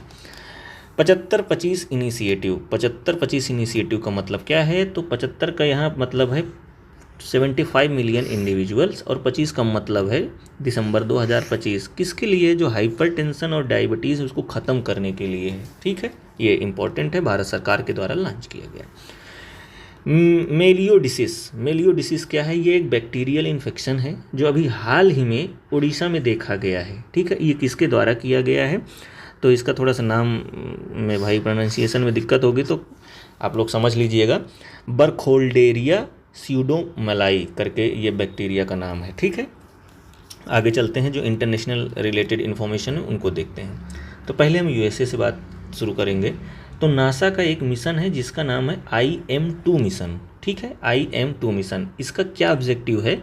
तो ice and rare minerals in moons, ठीक है, जो हैं उनको पता करने के लिए ये मिशन नासा ने लॉन्च किया है और ये साउथ पोल में जाके ये सारे रिसर्च करेगा और and deploy Nokia's 4G LTE network. ठीक है, तो ये ध्यान रखिएगा, IM-2 साउथ पोल में जाकर वहाँ के आइस रेयर मिनरल्स का तो करेगा ही करेगा, इसके साथ साथ नोकिया 4G को भी वहाँ जाके वो नेटवर्क स्थापित करने की बात कर रहा है।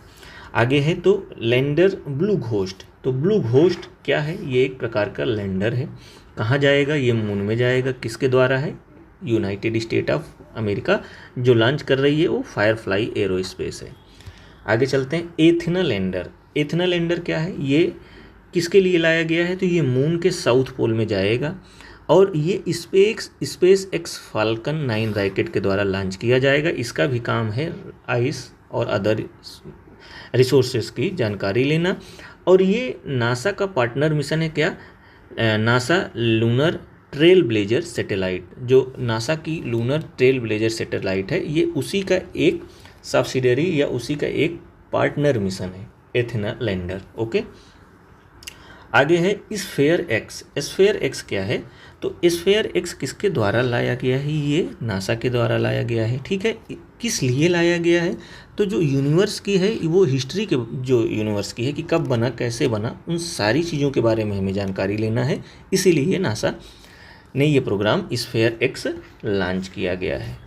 ठीक है, नेक्स्ट है लॉन्च व्हीकल। क्या है? स्पेस एक्स फाल्कन रॉकेट, इसके द्वारा ये स्फेयर एक्स को लॉन्च किया गया है। आगे है पंच क्या है?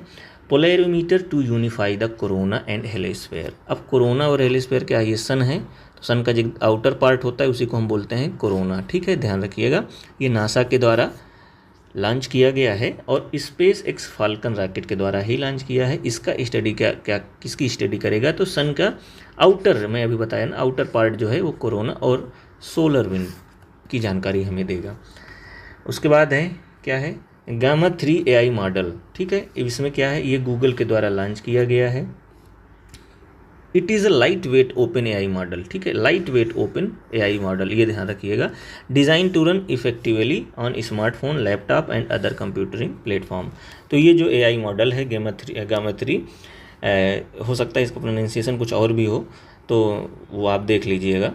तो ये गूगल के द्वारा लॉन्च किया गया है और सारे मोबाइल फ़ोन कंप्यूटर में चलेगा और ये AI मॉडल है। ठीक है, तो ये पूछेगा क्या है कि ये गामा 3 क्या है? तो ये एक AI मॉडल है, गूगल द्वारा लाया गया है, बस इतना ध्यान रखिए।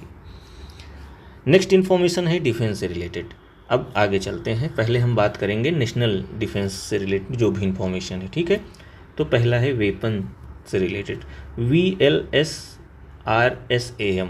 ठीक है, इसका फुल फॉर्म क्या है? Vertically launched short range surface to air missile. Surface to air missile, S for short range, याद रखिएगा। DRDO और इंडियन नेवी ने इसको अभी टेस्ट किया है। कहाँ पे? चंदीपुर, उड़ीसा में, 26 मार्च को। आगे है फ्रिगेट, इसको अब क्या पढ़ेंगे? तवश्य। फ्रिगेट तवश्य क्या है? ये मतलब युद्धपोत है एक प्रकार का। ठीक है, ये ध्यान रखिए। किसने बनाया, कहाँ पे ये मतलब लॉन्च किया गया है?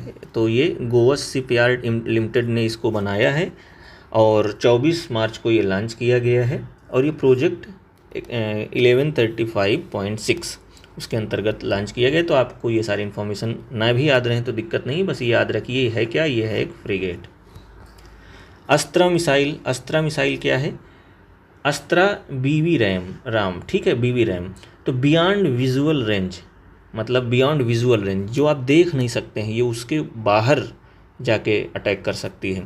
तो ये एयर टू एयर मिसाइल है। Astra means A, air to air. Range इसकी 100 किलोमीटर है, ये ध्यान रखिएगा। और तेजस, जो लाइट वेट तेजस है अपना एयरक्राफ्ट, ये उससे जो है हम लॉन्च करेंगे इसका। और ये कहाँ पे इसका भी चेकिंग, मतलब टेस्ट कहाँ हुआ है? तो वो चंदीपुर उड़ीसा में हो गया है। डेवलप क्या करेगा? DRDO। मैं एक चीज़ अगर आपको इन्फॉर्मेशन बताऊँ तो जो DRDO होता है, ये जितने भी डिफेंस से रिलेटेड मिसाइल होती हैं वो सब बनाता है। और जो इसरो होता है, ये स्पेस से रिलेटेड काम करता है, जो सैटेलाइट लॉन्च करना है। T-72 बैटल टैंक्स क्या है? तो इंडिया और रसिया के बीच एक साइन हुई है। तो इंडिया रसिया से T-72 बैटल टैंक खरीदने वाला है। $248, मतलब $248 मिलियन, इतना खर्च करेगा भारत। भारत से रिलेटेड कुछ एक्सरसाइज हैं, आइए उस पर चर्चा करते हैं। तो ये क्या है? प्रचंड प्रहार। तो प्रचंड प्रहार ये हमारे तीनों सेनाओं के बीच में ही एक इंटीग्रेटेड एक्सरसाइज है, ठीक है। Army, navy and air force. कहाँ हुई है? अरुणाचल प्रदेश में। कब हुई है? 25 से 27 मार्च। नेक्स्ट है वरुण 2025, ये कब हुई है? तो ये 19 से 22 मार्च हुई है और 23rd एडिशन है इसका। कंट्रीज़ कौन है वरुण में? तो इंडिया है और फ्रांस है। इंडिया की तरफ से INS विक्रांत, ठीक है। कॉर्पेट 25 and bongo Sagar 25। कॉर्पेट and bongo Sagar 2 exercise हुई हैं, किसके बीच? भारत नेवी और बांग्लादेश के बीच में हुई है। कहाँ पे हुई है? ये हुआ है बे ऑफ बंगाल में। कब से कब? 10 मार्च से 12 मार्च तक, ठीक है। ये 4th टाइम और ये 6th टाइम। मीन्स कॉर्पेट 6वीं और नावल एक्सरसाइज 4थी बार। खंजर किसके बीच एक्सरसाइज हो रही है? खंजर एक्सरसाइज इंडिया और किर्गिस्तान के बीच हुई है, ये ध्यान रखिएगा। और ये किर्गिस्तान में हुआ है। इंदिरा एक्सरसाइज इंडिया और रशिया के बीच में हुई है, ये भी आप ध्यान रखेंगे। और इसको मैं बीच से अगर अलग करूं तो इंडिया इधर और रशिया इधर, तो ये यहीं से नाम से ही पता चल जाता है। तो ये कहाँ हुई है? चेन्नई में हुई है। इंटरनेशनल कुछ इंपॉर्टेंट एक्सरसाइज हैं, उनके बारे में अगर देखा जाए तो सी ड्रैगन एक्सरसाइज है। और ये एक्सरसाइज हुई कहाँ पे है? गुआम कोस्ट में हुई है, ठीक है। यूनाइटेड स्टेट ऑफ अमेरिका द्वारा ये होस्ट किया गया है। और इंडियन नेवी, जापान, ऑस्ट्रेलिया और Republic of Korea mean south Korea यहाँ पे पार्टनर कंट्रीज थे। नेक्स्ट है पर्सन इन न्यूज़। पहले हम नेशनल न्यूज़ देखेंगे जो रिलेटेड हैं। संजय सिंह, ये कौन है? तो इनको यूनाइटेड वर्ल्ड रेसलिंग एशिया के लिए इनको मेंबर चुना गया है। राजीव गौबा कौन है? फुल टाइम मेंबर हो गए हैं नीति आयोग के, और ये फॉर्मल कैबिनेट सेक्रेटरी भी रह चुके हैं। अजय सेठ new finance secretary of India, इनको बनाया गया है। कृष्णमचारी श्रीकांत, ये कौन है? तो ये गुडविल एम्बेसडर ऑफ विजन 2020। और ये विजन 2020 किससे रिलेटेड था? ये अवॉइडेबल ब्लाइंडनेस, उससे रिलेटेड है। और ये कौन है? ये श्रीकांत, ये फॉर्मर क्रिकेटर भी रह चुके हैं। आयुष्मान खुराना, ये फिट इंडिया आइकॉन बनाए गए हैं किनके द्वारा? Union sports minister Mansukh Wadia के द्वारा। अंजू राठी राणा कौन है? ये फर्स्ट वुमेन है जो लॉ सेक्रेटरी ऑफ इंडिया में ये अपॉइंट की गई हैं।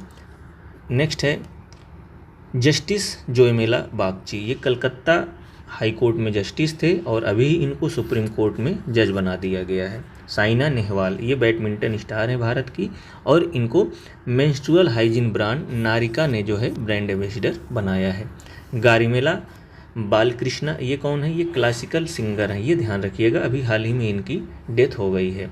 तो ये किससे रिलेटेड हैं? ये क्लासिकल सिंगिंग से रिलेटेड हैं, आंध्र प्रदेश की। नेक्स्ट है अजीत रत्नकार जोशी, इनको अभी हाल ही में RBI ने एग्जीक्यूटिव डायरेक्टर चुना है। ठीक है, ये ध्यान रखिएगा। नेक्स्ट है मनन कुमार मिश्रा, ये बार काउंसिल ऑफ इंडिया के चेयरमैन हैं। अजय बादू कौन से हैं, क्या हैं, तो ये public procurement platform GEM government e market place इसका पूरा नाम है, इसका इनको चीफ एग्जीक्यूटिव ऑफिसर बनाया गया है। जयश्री वेंकटेसन ये कौन है, first Indian to receive Ramsar award for wetland wise use. तो रामसर अवार्ड है जिसका नाम है वेटलैंड वाइज यूज़ कैटेगरी में, इनको फर्स्ट इंडियन है जो ये रिसीव करने वाले होंगे। ठीक है, ये ध्यान रखिएगा। ये कहाँ दिया गया है, किसके द्वारा दिया गया है, तो रामसर सेक्रेटेरिएट जेनेवा के द्वारा दिया गया है, और ये wise use of wetland category में दिया गया है। जयश्री वेंकटेशन। इंद्रानिल भट्टाचार कौन है, इनको भी RBI ने एग्जीक्यूटिव डायरेक्टर के रूप में चुना है। आगे चलते हैं, इंटरनेशनल लेवल के कुछ इन्फॉर्मेशन है उसके बारे में चर्चा करते हैं। यामांदू ओरसी कौन है, ये उरुग्वे के प्रेसिडेंट हैं। उरुग्वे की राजधानी क्या है, ध्यान रख लीजिएगा। क्रिस्टी कोवेंट्री ये जिम्बाब्वे के हैं, और ये पहली वीमेन है और पहली अफ्रीकन प्रेसिडेंट होगी IOC की। कहाँ की, IOC means international Olympic committee की।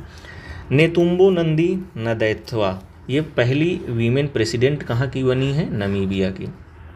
डेविड लैमी कौन है, ब्रिटिश फॉरेन सेक्रेटरी। देखिए ये न्यूज़ में थे इसलिए इनको यहाँ पे रखा गया है, क्योंकि कभी कभी वो मिलान करने के लिए पूछते हैं। एंड्रियस कुबिलस ये कौन है, European commissioner for defence and space. Next है मुते एजडे, ये कौन है, ये प्राइम मिनिस्टर और ग्रीनलैंड के बने हैं।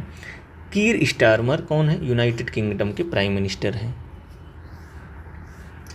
नेक्स्ट, अब रैंकिंग एंड रिपोर्ट्स आ गई हैं और उसके बारे में हम लोग बात करते हैं। पहली जो रिपोर्ट है वो नेशनल रिपोर्ट से रिलेटेड है, और इसमें क्या इन्फॉर्मेशन है, गवर्नमेंट इंडिया वैल्यू रैंकिंग 2025 इसका रिपोर्ट का नाम है। इसको पब्लिश कौन किया है, गवर्नमेंट इंडिया ने। टॉप 3 ब्रांड, ये किससे रिलेटेड है, ब्रांड से। तो सबसे बड़ा ब्रांड कौन है, Amazon, then Flipkart, then Amul. तो अमूल जो भारत का है और ये तीसरे नंबर पे है। इंटरनेशनल रिपोर्ट्स के बारे में बात करते हैं। वर्ल्ड हैप्पीनेस रिपोर्ट 2025 ये किसके द्वारा लाया गया है, UNHDSN United nation sustainable development solution network के द्वारा लाया गया है। भारत की परफॉर्मेंस देखने से पहले हम थोड़ा से टॉप देख लेते हैं। टॉप 5 पे कौन है, सबसे पहले स्थान पे है फिनलैंड, और ये 8वें वर्ष लगातार पहले स्थान पे रहा है। इसके बाद Denmark, then Iceland, then Sweden and then Netherland. देखिए जो बहुत इंपॉर्टेंट या जो पहले पूछी जा चुकी हैं रिपोर्ट ना, उनमें आप कोशिश करिए कि एटलीस्ट शुरू के 5 याद रखिए, एग्ज़ाम में आएंगे अब, क्योंकि अब वो 1-2 नहीं पूछेंगे, अब थोड़ा से अंदर जा रहे हैं। सबसे नीचे स्थान पे कौन है, वो है अफगानिस्तान। ठीक है, ये अनहैप्पीएस्ट कंट्री है और ये चौथे साल लगातार अनहैप्पी रही है। अब इंडिया की परफॉर्मेंस के बारे में हम बात करते हैं। तो इंडिया ने ना पिछले 5 वर्षों में अपनी रैंकिंग को इम्प्रूव किया है। एक इन्फॉर्मेशन, दूसरी इन्फॉर्मेशन 2024 में इंडिया की जो रैंक थी वो 118 थी और 2023 में 126 थी। मतलब 126 से हम 118 तक पहुंच गए हैं। ये हमारी इम्प्रूवमेंट रही है। ठीक है, ध्यान रखें। आगे है IQAIR world air quality report. तो IQAIR world air quality report है और ये किसके द्वारा लॉन्च की गई है, स्विस एयरटेक कंपनी के द्वारा लॉन्च की गई है। इंडिया की अगर मैं बात करूं तो भारत 5वां polluted country in the world है, 5वें नंबर पर है पॉल्यूशन करने में, इनके द्वारा एयर क्वालिटी रिपोर्ट के द्वारा। ठीक है, दूसरा बिनीरहाट, ये मेघालय में एक जगह है और ये most polluted city in the world है। ये वेरी इंपॉर्टेंट है क्योंकि हम ज़्यादातर फेमस सिटीज़ को जानते हैं, जैसे दिल्ली हो गया है ना, लेकिन ये क्या है, बिनीरहाट मेघालय में है। दिल्ली क्या है, दिल्ली अगर पूछे क्वेश्चन की most polluted capital word question में दे दे तो दिल्ली चला जाएगा। 13 में से 20 सिटी जो हैं वो भारत की हैं जो कि पॉल्यूटेड हैं। अब यहाँ 13 ये नंबर भी याद रखिएगा। आगे चलते हैं, हुरून रिच लिस्ट। अब इसमें जो है ना, जो बिलियनायर हैं उनके बारे में बात की जाएगी।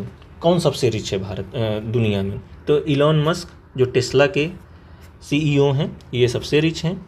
और अगर मैं देखूं कि बिलियनधारी जो है सबसे ज़्यादा कहाँ पे हैं, तो पहले नंबर पे अमेरिका है, फिर चाइना है और फिर इंडिया है। इंडिया के रिचेस्ट पर्सन कौन है, भारत के सबसे रिच पर्सन कौन है, तो मुकेश अंबानी है। और एक चीज़ मैं ये बताना चाहता हूँ कि एशिया बिलियनायर कैपिटल जो है वो अभी कौन बन गई है, संघाई बन गई है। इसके पहले मुंबई थी, अब संघाई बन गई है। World social protection report very important, इसको किसने, इंटरनेशनल लेबर ऑर्गेनाइजेशन ने प्रस्तुत किया है। और भारत से रिलेटेड इसमें क्या क्या इन्फॉर्मेशन है ज़रा वो देखते हैं। India social security coverage double, means Bharat की जो सोशल सिक्योरिटी कवरेज है वो डबल हो चुकी है ILO world social protection report के अनुसार। ये 2024 से 26 है, थोड़ा ये भी ध्यान रखिएगा। Indian social security coverage increased from, देखिए 24.4% से हम 48.8% हैं, तभी तो ये 2 गुना हुआ है ना, ध्यान रखिएगा। 2021 में 2024 में हमने 2 गुना बढ़ा, 24 से 48 हो गए सीधा। 92 करोड़ लोग जो थे, 92 crore people means 65% of population are benefiting from social security scheme. Bharat की 65% आबादी जो है, 52 करोड़ लोग सोशल सिक्योरिटी स्कीम का लाभ उठा रहे हैं। India contributed 5% increase in global social security coverage, ये भी इंपॉर्टेंट है। आगे चलते हैं, देखिए ये थोड़ा से ध्यान रख लीजिए। 39.94 करोड़ जो है आयुष्मान कार्ड इशू किए गए हैं, ये ध्यान रखिएगा। और 80.67 बेनिफिशियरीज़ हैं जो फूड ग्रेन्स, जो अभी हमारा फ्री फूड ग्रेन्स, फ्री में जो अनाज वितरण हो रहा है उसमें। नेक्स्ट है फ्री स्पीच इंडेक्स 2024, ये कहाँ के द्वारा, किसके द्वारा लाया गया है, तो US बेस्ड थिंक टैंक है जिसका नाम है फ्यूचर ऑफ फ्री स्पीच, उसके द्वारा लाया गया है। टाइटल क्या है, who in the world support free speech, कौन है जो कि संसार में जो कि फ्री स्पीच को सपोर्ट करता है। इंडिया की जो रैंकिंग है इसमें 24 है, टोटल 33 कंट्री में 24 नंबर पर भारत है। पहले पर कौन है, नॉर्वे, और नीचे पे कौन है, हमारा बगल वाला मुल्क पाकिस्तान। नेक्स्ट है ब्रांड फाइनेंस इंश्योरेंस 100 रिपोर्ट, ठीक है, ये कौन लाया है, ये पोलैंड की एक कंपनी है, PZU कंपनी। LIC को इन्होंने 12वां स्थान दिया है और SBI लाइफ को इन्होंने 76वां स्थान दिया है। और ये केवल 2 कंपनी है जो टॉप 100 में स्थान बना पाई हैं। Glass ceiling index next index है, जो ग्लास सीलिंग इंडेक्स, उसको पब्लिश कौन किया है, द इकोनॉमिस्ट के द्वारा पब्लिश किया गया है। और सबसे बढ़िया कंट्री है जो कि महिलाओं के लिए वर्किंग के लिए एक अच्छा कल्चर प्रोड्यूस कर रही है, दे रही है, उसका नाम है फ्रांस। तो ग्लास सीलिंग इंडेक्स, अच्छा ग्लास सीलिंग इंडेक्स क्या है, इसका मतलब यही होता है ना, एक प्रकार से जेंडर इक्वेलिटी या gender inequality in corporate sector, उसके बारे में ये हमें जानकारी देता है। तो सबसे अच्छा काम किया है फ्रांस ने, ठीक है, ये ध्यान रखिए। और सबसे डिफ़िकल्ट वर्क प्लेस एनवायरनमेंट है वो तुर्की में है। द वेल्थ रिपोर्ट 2025, अब द वेल्थ रिपोर्ट वेल्थ लोगों के बारे में, वेल्थ लोगों की बताई जाएगी। नाइट फ्रैंक जो एक लंदन की कंपनी है वो इसको रिपोर्ट प्रस्तुत की है। अब सबसे ज़्यादा अगर मैं नेटवर्थ इंडिविजुअल मींस रिच, एक प्रकार से ये रिच ही लोग की बात कर रहे हैं, ठीक है, इसमें सबसे 1 नंबर पे US है, फिर चाइना है, और यहाँ पे भारत का स्थान 4था है, ठीक है। इसके ऊपर जो हमने पढ़ा था rich list, Hurun rich list, उसमें क्या थी, इंडिया 3रे नंबर पर थी, यहाँ 4थे नंबर पर है। अब फिर से जो बिलियनधारी लोग हैं उसमें सबसे अधिक वही USA, चाइना और इंडिया, पहले भी ऐसा था जो हमने पढ़ा है। Number of billionaire in India, India के पास 191 लोग जो हैं जिनके पास बिलियन या उससे ज़्यादा मनी है। और अभी 2024 में 26 लोग नए हैं जो कि बिलियन धारी बन चुके हैं। Stockholm international peace research institute mean SIPRI report अभी हाल ही में आई है, जो 2020 से 2024 की बात कर रहा है। ये क्या कह रहा है कि आर्म इंपोर्टिंग, जो डिफेंस से रिलेटेड आर्म्स हैं या इक्विपमेंट हैं, औजार हैं, उसका इंपोर्ट करने की बात कर रहा है। तो सबसे ज़्यादा किया है यूक्रेन ने। अब यूक्रेन क्यों कर रहा है, वहाँ युद्ध हो रहा है, तो वो जाहिर सी बात है ज़्यादा से ज़्यादा करेगा ही। दूसरे पर है इंडिया, तीसरे पर है कतार। अब इंडिया का जो है ना वो 2020 से 24 के बीच कितना इंपोर्ट किया है, 8.3%। और ये किससे किया है, तो पहले नंबर पर आती है रसिया, दूसरे नंबर पर आता है फ्रांस, तीसरे नंबर पर आता है इजराइल। ये वाला इन्फॉर्मेशन याद रखिएगा, ठीक है।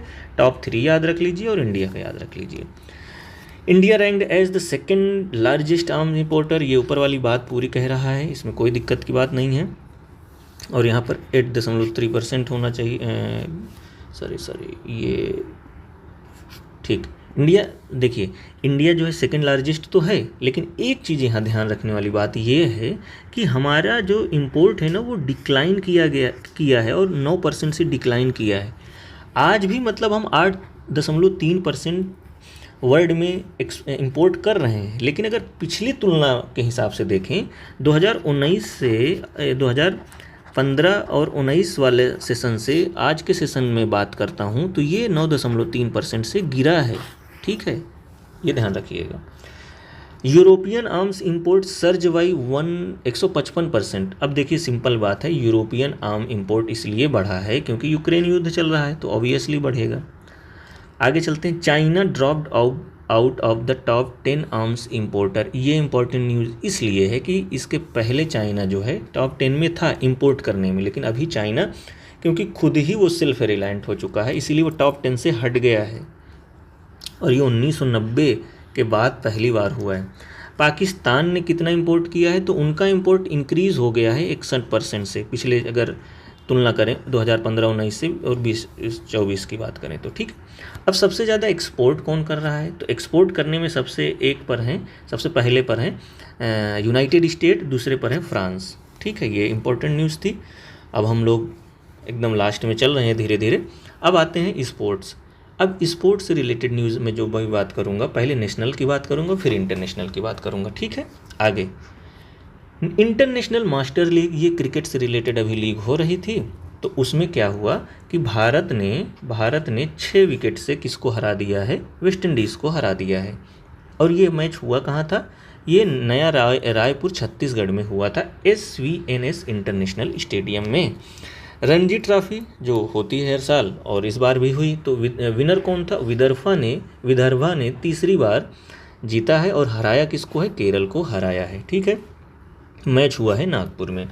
सेकंड खेलो इंडिया पैरा गेम्स, ये इम्पॉर्टेंट है, इसको ध्यान में रख लीजिएगा। ये दूसरी बार हो रहा है और 20 से 27 मार्च के बीच में ये हुआ कहाँ पे है, ये न्यू दिल्ली में। इसका एंथम क्या है, इसका सॉन्ग क्या है, खेलेगा मेरा इंडिया, जीतेगा मेरा इंडिया। इसको किसने मतलब अनावरण किया है, किसने इसको लॉन्च किया है, तो मनसुख मांडविया जो स्पोर्ट मिनिस्टर हैं उन्होंने इसका लॉन्च किया है। उसके बाद मास्कट क्या है, उज्ज्वला एक मास्कट है, इसको किसने लॉन्च किया है, निखिल खाड़से जो minister of state for sport. ये देखिए यूनियन मिनिस्टर है और यूनियन मिनिस्टर के अंतर्गत ही एक मिनिस्टर ऑफ स्टेट भी होते हैं। आगे चलते हैं, टोटल प्लेयर्स, ये सब आप मत याद रखिए, हाँ ये याद रख सकते हैं कि टोटल स्पोर्ट्स कितने थे, तो 6 स्पोर्ट्स थे, ठीक। अब खेलो इंडिया पैरा गेम्स में जो जीत हुई है या रैंक क्या क्या थी, तो पहले पे है हरियाणा, दूसरे पे है तमिलनाडु और तीसरे पे है उत्तर प्रदेश। अब इसके बाद देखिए, अभी हमने खेलो इंडिया पैरा गेम्स पढ़ा है, अब हम पढ़ेंगे खेलो इंडिया विंटर गेम्स, ठीक है। तो खेलो इंडिया विंटर गेम 2 फेज में हुआ है, पहला लेह में और दूसरा जम्मू कश्मीर में। जो लेह में हुआ है वो जनवरी में हुआ है और जो जम्मू कश्मीर में हुआ है वो मार्च में हुआ है, ठीक। विनर कौन है, तो इंडियन आर्मी ने सबसे ज़्यादा यहाँ पे मेडल जीते हैं, उसके बाद हिमाचल प्रदेश और लद्दाख। अब अगर मैं ध्यान से देखूँ तो ये विंटर गेम है, हुआ कहाँ है, लेह और जम्मू कश्मीर में, तो जहाँ के लोग हैं वहीं के लोग तो जीतेंगे। तो इंडियन आर्मी सियाचिन में काम कर रही है या जम्मू कश्मीर में काम कर रही है तो उनको एक्सपीरियंस, तो वही जीतेंगे। फिर हिमाचल प्रदेश, फिर लद्दाख। आगे देखते हैं, नैना श्री तालुरी, ये तेलंगाना की हैं और ये गोल्ड हैट्रिक ली हैं किसमें, स्पीड स्केटिंग में। एक चीज़ ये ध्यान रखिएगा। दूसरा है आंचल ठाकुर जो हिमाचल प्रदेश की हैं और ये 2 gold medal in alpine skiing की में इन्होंने हासिल किया है। आगे Bengaluru open ATP 125 challenger 2025 tennis, ये टेनिस से रिलेटेड है क्या, बेंगलुरु ओपन ATP। इसको जीता किसने है, तो ब्रैंडम हॉल्ट जो USA के हैं, इन्होंने जापान के शिंतारो मोजीजुकी को हरा के जीता है। तो इनका बस ये नाम याद रखिएगा, ब्रैंडन होल्ट। डबल्स में देखें तो अनिरुद्ध चंद्रशेखर जो इंडिया के हैं और राय हो जो चाइनीज़ के हैं, इन्होंने ऑस्ट्रेलिया के खिलाड़ी को हरा के ये डबल के विनर रहे हैं। आगे है फिफ्थ सेप फिर ये एक स्पोर्ट्स है, ये एक ऐसा स्पोर्ट्स, इसका नाम है सेपेक्टाक्रा। इसका थोड़ा आप लोग देख लीजिएगा, ये मतलब जैसे वॉलीबॉल खेलते हैं ना, तो ये पैर से उसी तरह का नेट में पैर से जो है मारना होता है इसमें, ये एक प्रकार का स्पोर्ट है। और ये क्योंकि वर्ल्ड कप है और थोड़ा न्यू गेम है, इसलिए मैंने इसको यहाँ कंसीडर किया है। और ये हुआ कहाँ पे है, ये पटना में हुआ है इसलिए और इम्पोर्टेंट है, तो ये इम्पोर्टेंट भी है। 20 से 25 मार्च के बीच हुआ है और पाटलिपुत्र इंडोर स्टेडियम इन पटना में, कहाँ पे, कंकड़बाग जो है पटना में, वहाँ पे हुआ है। इंडिया की मेंस रेगू टीम जो है वो गोल्ड मेडल जीती है, किसको हरा के, जापान को हरा कर। ठीक है, ये ध्यान रखिएगा। फर्स्ट टाइम इंडिया में हो रहा है, ये वेरी इंपॉर्टेंट है। नहीं सॉरी, फर्स्ट टाइम इंडिया ने गोल्ड मेडल जीता है, इसलिए ये इंपॉर्टेंट हो जाता है। इसका नाम क्या है, सेपका ताकरा, ये बड़ा अजीब सा नाम है। अब ये इसको रेगू टीम, इसमें जो भी पार्टिसिपेट करेंगे उसको रेगू टीम बोलते हैं, ठीक है ना, रेगू, तो ये भी ध्यान रखिएगा। अब इंटरनेशनल से बात करते हैं। आईसीसी चैंपियंस ट्रॉफी 2025 होस्ट कौन था, पाकिस्तान। सारे मैच पाकिस्तान में हुए हैं, लेकिन भारत के मैच छोड़कर भारत के मैच दुबई यूएई में हुए हैं। ठीक है, फाइनल मैच दुबई में हुआ क्योंकि भारत फाइनल में पहुंचा था और बाद में भारत विनर भी हुआ और भारत तीसरी बार चैंपियंस ट्रॉफी जीता है। इंडिया ने किसको 4 विकेट से न्यूजीलैंड को हराया है। Man of the match Rohit Sharma थे और प्लेयर ऑफ द टूर्नामेंट थे रचिंद्र रवीन थे। ठीक है, ये ध्यान रखिए। ICC champions trophy titles of India 2002 में भारत ने जीता, फिर भारत ने 2013 में जीता और अब 2025 में जीता, इसीलिए इसे हम तीसरी बार बोल रहे हैं। इसी दौरान स्टीव स्मिथ जो ऑस्ट्रेलियन क्रिकेट प्लेयर हैं, उन्होंने वनडे क्रिकेट से रिटायरमेंट ले लिया है। Second kabaddi world cup, very important, very important, क्योंकि ये इंग्लैंड में जो है पहली बार हो रहा है। ठीक है, ये कब से कब हो रहा है, 17 से 23 मार्च हो रहा है और चैंपियन थे इंडिया। चाहे वो महिलाओं की बात करूं या पुरुष की बात करूं, दोनों में इंडिया ही चैंपियन थे और रनर अप में दोनों में इंग्लैंड था। ठीक, तो स्पोर्ट्स की न्यूज हमारी केवल यही रही हैं। आगे चलते हैं, कुछ अवार्ड्स के बारे में बात करते हैं।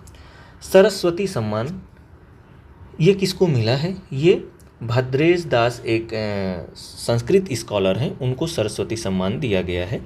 किसने दिया है, अवार्डेड बाय के बिरला फाउंडेशन सरस्वती सम्मान देता है। ठीक है, और भरदेश दास का कौन सा ऐसा वर्क है जिसके लिए उनको यह सम्मान दिया गया है, तो स्वामी नारायण सिद्धांत शुद्ध, ये इनका एक बुक है, उसके लिए उनको दिया गया। 15 लाख रुपए इनको इसमें मिलते हैं। ठीक है, अच्छा, ये सरस्वती सम्मान किसको मिलता है, तो जो पिछले 10 वर्ष में अच्छा काम लिटरेरी के लिए किया होता है उसको ये दिया जाता है। और कितनी लैंग्वेज में ये दिया जाता है, तो इन एनी इंडियन लैंग्वेज जो 8 शेड्यूल ऑफ कॉन्स्टिट्यूशन में जो पाई जाती हैं, उसमें से कोई भी रिलेटेड ये लैंग्वेज होगी तो उसी में ही केवल ये दिया जाएगा, सारी लैंग्वेज को नहीं दिया जाता है। आगे चलते हैं, तो 59वां ज्ञानपीठ अवार्ड। अब ज्ञानपीठ अवार्ड किसको मिला है, तो ये हिंदी एक राइटर हैं जिनका नाम है विनोद कुमार शुक्ला और ये छत्तीसगढ़ के हैं, इनको मिला है ज्ञानपीठ अवार्ड। ठीक है, ध्यान रखिएगा। आगे चलते हैं, ये दिया क्या उन्हें, ज्ञानपीठ सिलेक्शन कमेटी ने। और ये आगे बढ़ते हैं, महाराष्ट्र भूषण अवार्ड किसको दिया गया है, तो राम सूतर को दिया गया है। और ये राम सूतर हैं कौन, sculpture of statute of unity के लिए इन्होंने इस निर्माण कराने के लिए जो एक ढांचा प्रस्तुत किया था वो राम सूतर है, इसीलिए इनको महाराष्ट्र भूषण अवार्ड भी दिया गया है। आगे चलते हैं, रामनाथ गोयका जर्नलिज्म अवार्ड। अब ये अवार्ड मैंने इसलिए लिया है क्योंकि ये न्यूज़ में ये चल रहा था, इसीलिए इसको लिया गया है। रामनाथ गोयनका जर्नलिज्म अवार्ड, ये प्रेसिडेंट द्रौपदी मुर्मू द्वारा ये दिया गया है, ये ध्यान रखिएगा। जितना इम्पोर्टेंट हो सकता है मैंने यहाँ पे लिया है। ठीक है, हिंदी से जो अगर हिंदी जर्नलिज्म की बात करेंगे तो उसमें मृदुलिका झा हैं जो आज तक के हैं, इनको मिला है। रीजनल लैंग्वेज के लिए जिसा एलिजाबेथ जो मध्यमा चैनल की हैं, जो भी पब्लिशिंग चैनल होगा ये उससे रिलेटेड है। देन ये इन्होंने काम किया था जो ह्यूमन ट्रैफिकिंग म्यांमार में हुई है ना, हो रही है, उससे रिलेटेड, ठीक है। एनवायरनमेंट साइंस एंड टेक्नोलॉजी में सीबू त्रिपाठी जो इंडियन टुडे की हैं, उससे ये जोशीमठ सब्सिडेंस, जो जोशीमठ क्राइसिस आई थी ना उस समय, अर्थक्वेक वाला, उस टाइप का वही था। फॉरेन करेस्पॉन्डेंट के लिए किसको मिला है? नीलेश क्रिस्टोफर को। इन्होंने एआई मैन्युफैक्चरिंग के लिए न्यूज़ बताई है, जो भी है। आगे चलते हैं तो अगली इन्फॉर्मेशन है hockey India award 2024। Hockey India award में इसमें मोस्टली जो है जो बेस्ट प्लेयर होते हैं उनको दिया जाता है। तो महिला में बेस्ट एमर्जिंग प्लेयर कौन है? जो अंडर 21 में है वो है दीपिका, याद रखिए। मेन में बेस्ट इमर्जिंग प्लेयर अंडर 21 वो अरिजीत सिंह हैं। Best women player of the year Savita, ये इम्पॉर्टेंट है क्योंकि ये बेस्ट प्लेयर हैं। और best men player of year Harmanpreet Singh, ये कैप्टन भी हैं इंडियन हॉकी टीम की। Hockey India major Dhyanchand life time achievement award, ये किसको मिला? 1975 वर्ल्ड चैम्पियन विनिंग टीम, ये भी ध्यान रख लीजिए, ये ज़्यादा इंपॉर्टेंट है। आईफा अवार्ड जानते ही हैं आप, ये हुआ कहाँ पे है? ये जयपुर में हुआ है और 8-9 मार्च को हुआ है। सिल्वर जुबली एडिशन था आईफा अवार्ड का, इसलिए ये ज़्यादा इंपॉर्टेंट है क्योंकि 50 वर्ष ऐसे किसी के पूरे होते हैं तो वहाँ से प्रश्न बनते हैं। किरण राव की फिल्म लापता लेडी जो है, इसको सबसे ज़्यादा 10 अवार्ड्स मिले गए हैं। बेस्ट फिल्म है लापता लेडी। बेस्ट डायरेक्टर कौन है? या डायरेक्शन लिख गया, डायरेक्टर कौन है? किरण राव, लापता लेडी की। Best actor male Kartik Aaryan, Bhool Bhulaiyaa 3 के लिए। Best actress female Nitanshi Goel, Laapataa lady के लिए, ठीक है। Life time achievement in hospitality and education through technology award, ये किसको दिया गया है? तो ये आप एक ध्यान रखिएगा, सुबोर्नो बोस जो हैं ये प्रेसिडेंट हैं international institute of hotel management के, उनको यह अवार्ड मिला गया है। ये अवार्ड किसने दिया है?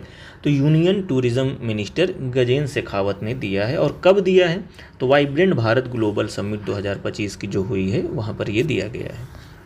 National award for e governance 2025, ठीक है। यह कब लॉन्च किया गया है? तो 1 जनवरी 2025 को यह लॉन्च किया गया है। ओके, नेक्स्ट ये है कि जो इसका रजिस्ट्रेशन, सबमिशन और या नॉमिनेशन जो हुआ है वो 7 जनवरी से लेकर 28 फरवरी तक हुआ है। ओके, यहाँ से ये इतनी इम्पोर्टेंट नहीं है, इसको छोड़ दीजिए आप, ये इम्पोर्टेंट था। 589 नॉमिनेशन रिसीव किए गए थे, ठीक है। और किसको दिया गया? 6 कैटेगरी में ये नॉमिनेशन दिया जाता है। अब यहाँ पे देखिए, क्योंकि ई गवर्नेंस से रिलेटेड है तो इम्पोर्टेंट हो जाता है। मोस्ट इम्पॉर्टेंट इसमें ये है कि कब लॉन्च किया गया है? 1 जनवरी को। कितनी कैटेगरी में दिया जाता है? 6 कैटेगरी में। इन सारी कैटेगरी को अगर आप मोटा मोटा थोड़ा से ध्यान रखेंगे तो अच्छा ही रहेगा। जैसे कैटेगरी 1 है तो ये किसके लिए है? गवर्नमेंट प्रोसेस री इंजीनियरिंग के लिए, तो कीवर्ड याद रख लिए, 1 री इंजीनियरिंग, 2 किसके लिए है? एआई के लिए, 3 किसके लिए है? साइबर सिक्योरिटी के लिए, 4 किसके लिए है? डीपनिंग सर्विस डिलीवरी के लिए है, 5 किसके लिए है? Award project means successful national award project के लिए है, और 6 किसके लिए है? Use of data analytics and digital platforms के लिए, ठीक है, ध्यान रखिए। Hindi poet Gagan Gill and Naga author Easterine Kire, देखिए गगन गिल जो हैं ये हिंदी से रिलेटेड हैं, एस्टराइन किरे जो नागालैंड की हैं ये इंग्लिश से रिलेटेड हैं। इनको क्या किया गया है? इनको मिला है साहित्य अकेदमी अवार्ड फॉर 2024 के लिए इनको साहित्य अकेदमी अवार्ड मिला है। प्लीज़ ध्यान रखिएगा, ये अभी 8 मार्च 2025 को जो सेरेमनी हुई है, कौन सी? साहित्योत्सव फेस्टिवल ऑफ लेटर्स, ठीक है, उसमें इनको यह अवार्ड दिया गया है। कौन सा? साहित्य अकेदमी अवार्ड। संगीता काल निधि अवार्ड किसको दिया गया है? एक वायलिनिस्ट हैं जो वायलिन बजाते हैं, आर.के. श्री राम कुमार, इनको कर्नाटिक, और ये कर्नाटिक म्यूजिक से रिलेटेड हैं, इनको संगीत काल निधि अवार्ड दिया गया है। ओके, नेक्स्ट है इंटरनेशनल अवार्ड्स। अब इनके बारे में ध्यान देते हैं तो यूके डिजिटल ट्रांसफॉर्मेशन अवार्ड 2025 ये आरबीआई को दिया गया है। किसके लिए दिया गया है? सारथी प्रवाह जो उनका इनोवेशन है आरबीआई का, उसके लिए इसको दिया गया है। Knight cross of the order Dannebrog, ठीक है, ये क्या डेनब्रॉग, तो ये डेनमार्क के द्वारा दिया गया है। किसको दिया गया है? विजय शंकर को, इंडियन डेनमार्क रिलेशन के लिए। Life time achievement award UK government के द्वारा किसको दिया गया है? तेलुगु के जो सिनेमा स्टार हैं चिरंजीवी, उनको मिला है। Airport service quality airport experience award किसको मिला है? ये दिल्ली के इंदिरा गांधी एयरपोर्ट को मिला है। ये एशिया का बेस्ट अवार्ड है और ये 7वीं बार लगातार मिला है इनको। Honorary order of freedom of Barbados ये किसको मिला है? ये ध्यान रखिएगा, तो ये हमारे ही प्राइम मिनिस्टर को अभी हाल ही में मिला है।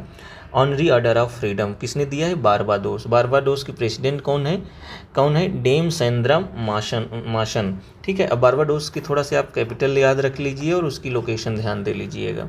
आगे चलते हैं। और हाँ, नरेंद्र मोदी जी को ये मिला तो है, लेकिन वो खुद न जाके प्रस्तुत नहीं हुए वहाँ पे। तो कौन प्रस्तुत हुआ? Union minister of state for external affair पवित्र मार्घरिटा, ये जाके उनके बिहाफ में ये अवार्ड रिसीव किए हैं। अब आता है ऑस्कर 2025, ये 97 नंबर का एकेडमी अवार्ड है, ठीक है। कहाँ पे हुआ है ये आप ध्यान रखिएगा। ये लॉस एंजल्स कैलिफोर्निया में हुआ है, डॉल्बी थिएटर हॉलीवुड, ठीक है, यूएसए।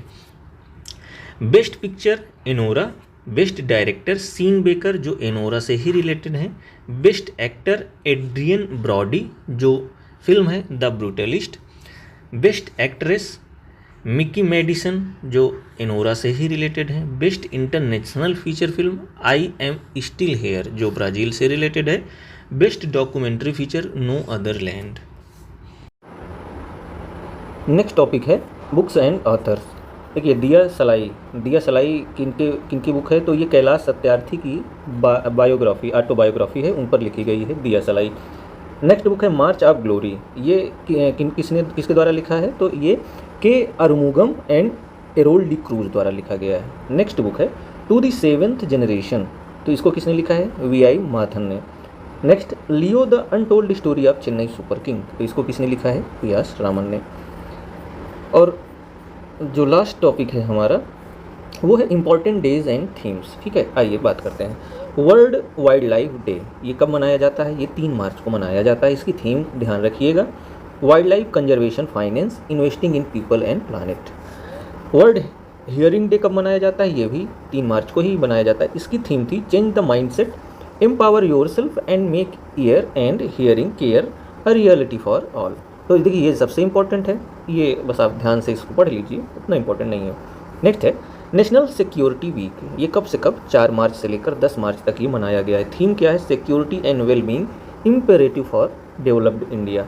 और नेशनल सिक्योरिटी डे कब मनाया जाता है? 4 मार्च को मनाया जाता है। ये इसलिए आप ध्यान रखिएगा क्योंकि इस बार सिक्योरिटी इस समय जो चल रहा है वो आप जानते ही हैं। 7th जैन औषधि दिवस मतलब 7 मार्च को ही मनाया भी गया है। ये 1 मार्च से 7 मार्च तक इनका औषधि वीक होता है और इसकी थीम है दाम कम दवाई उत्तम, ध्यान रखिएगा, ये भी इंपॉर्टेंट है।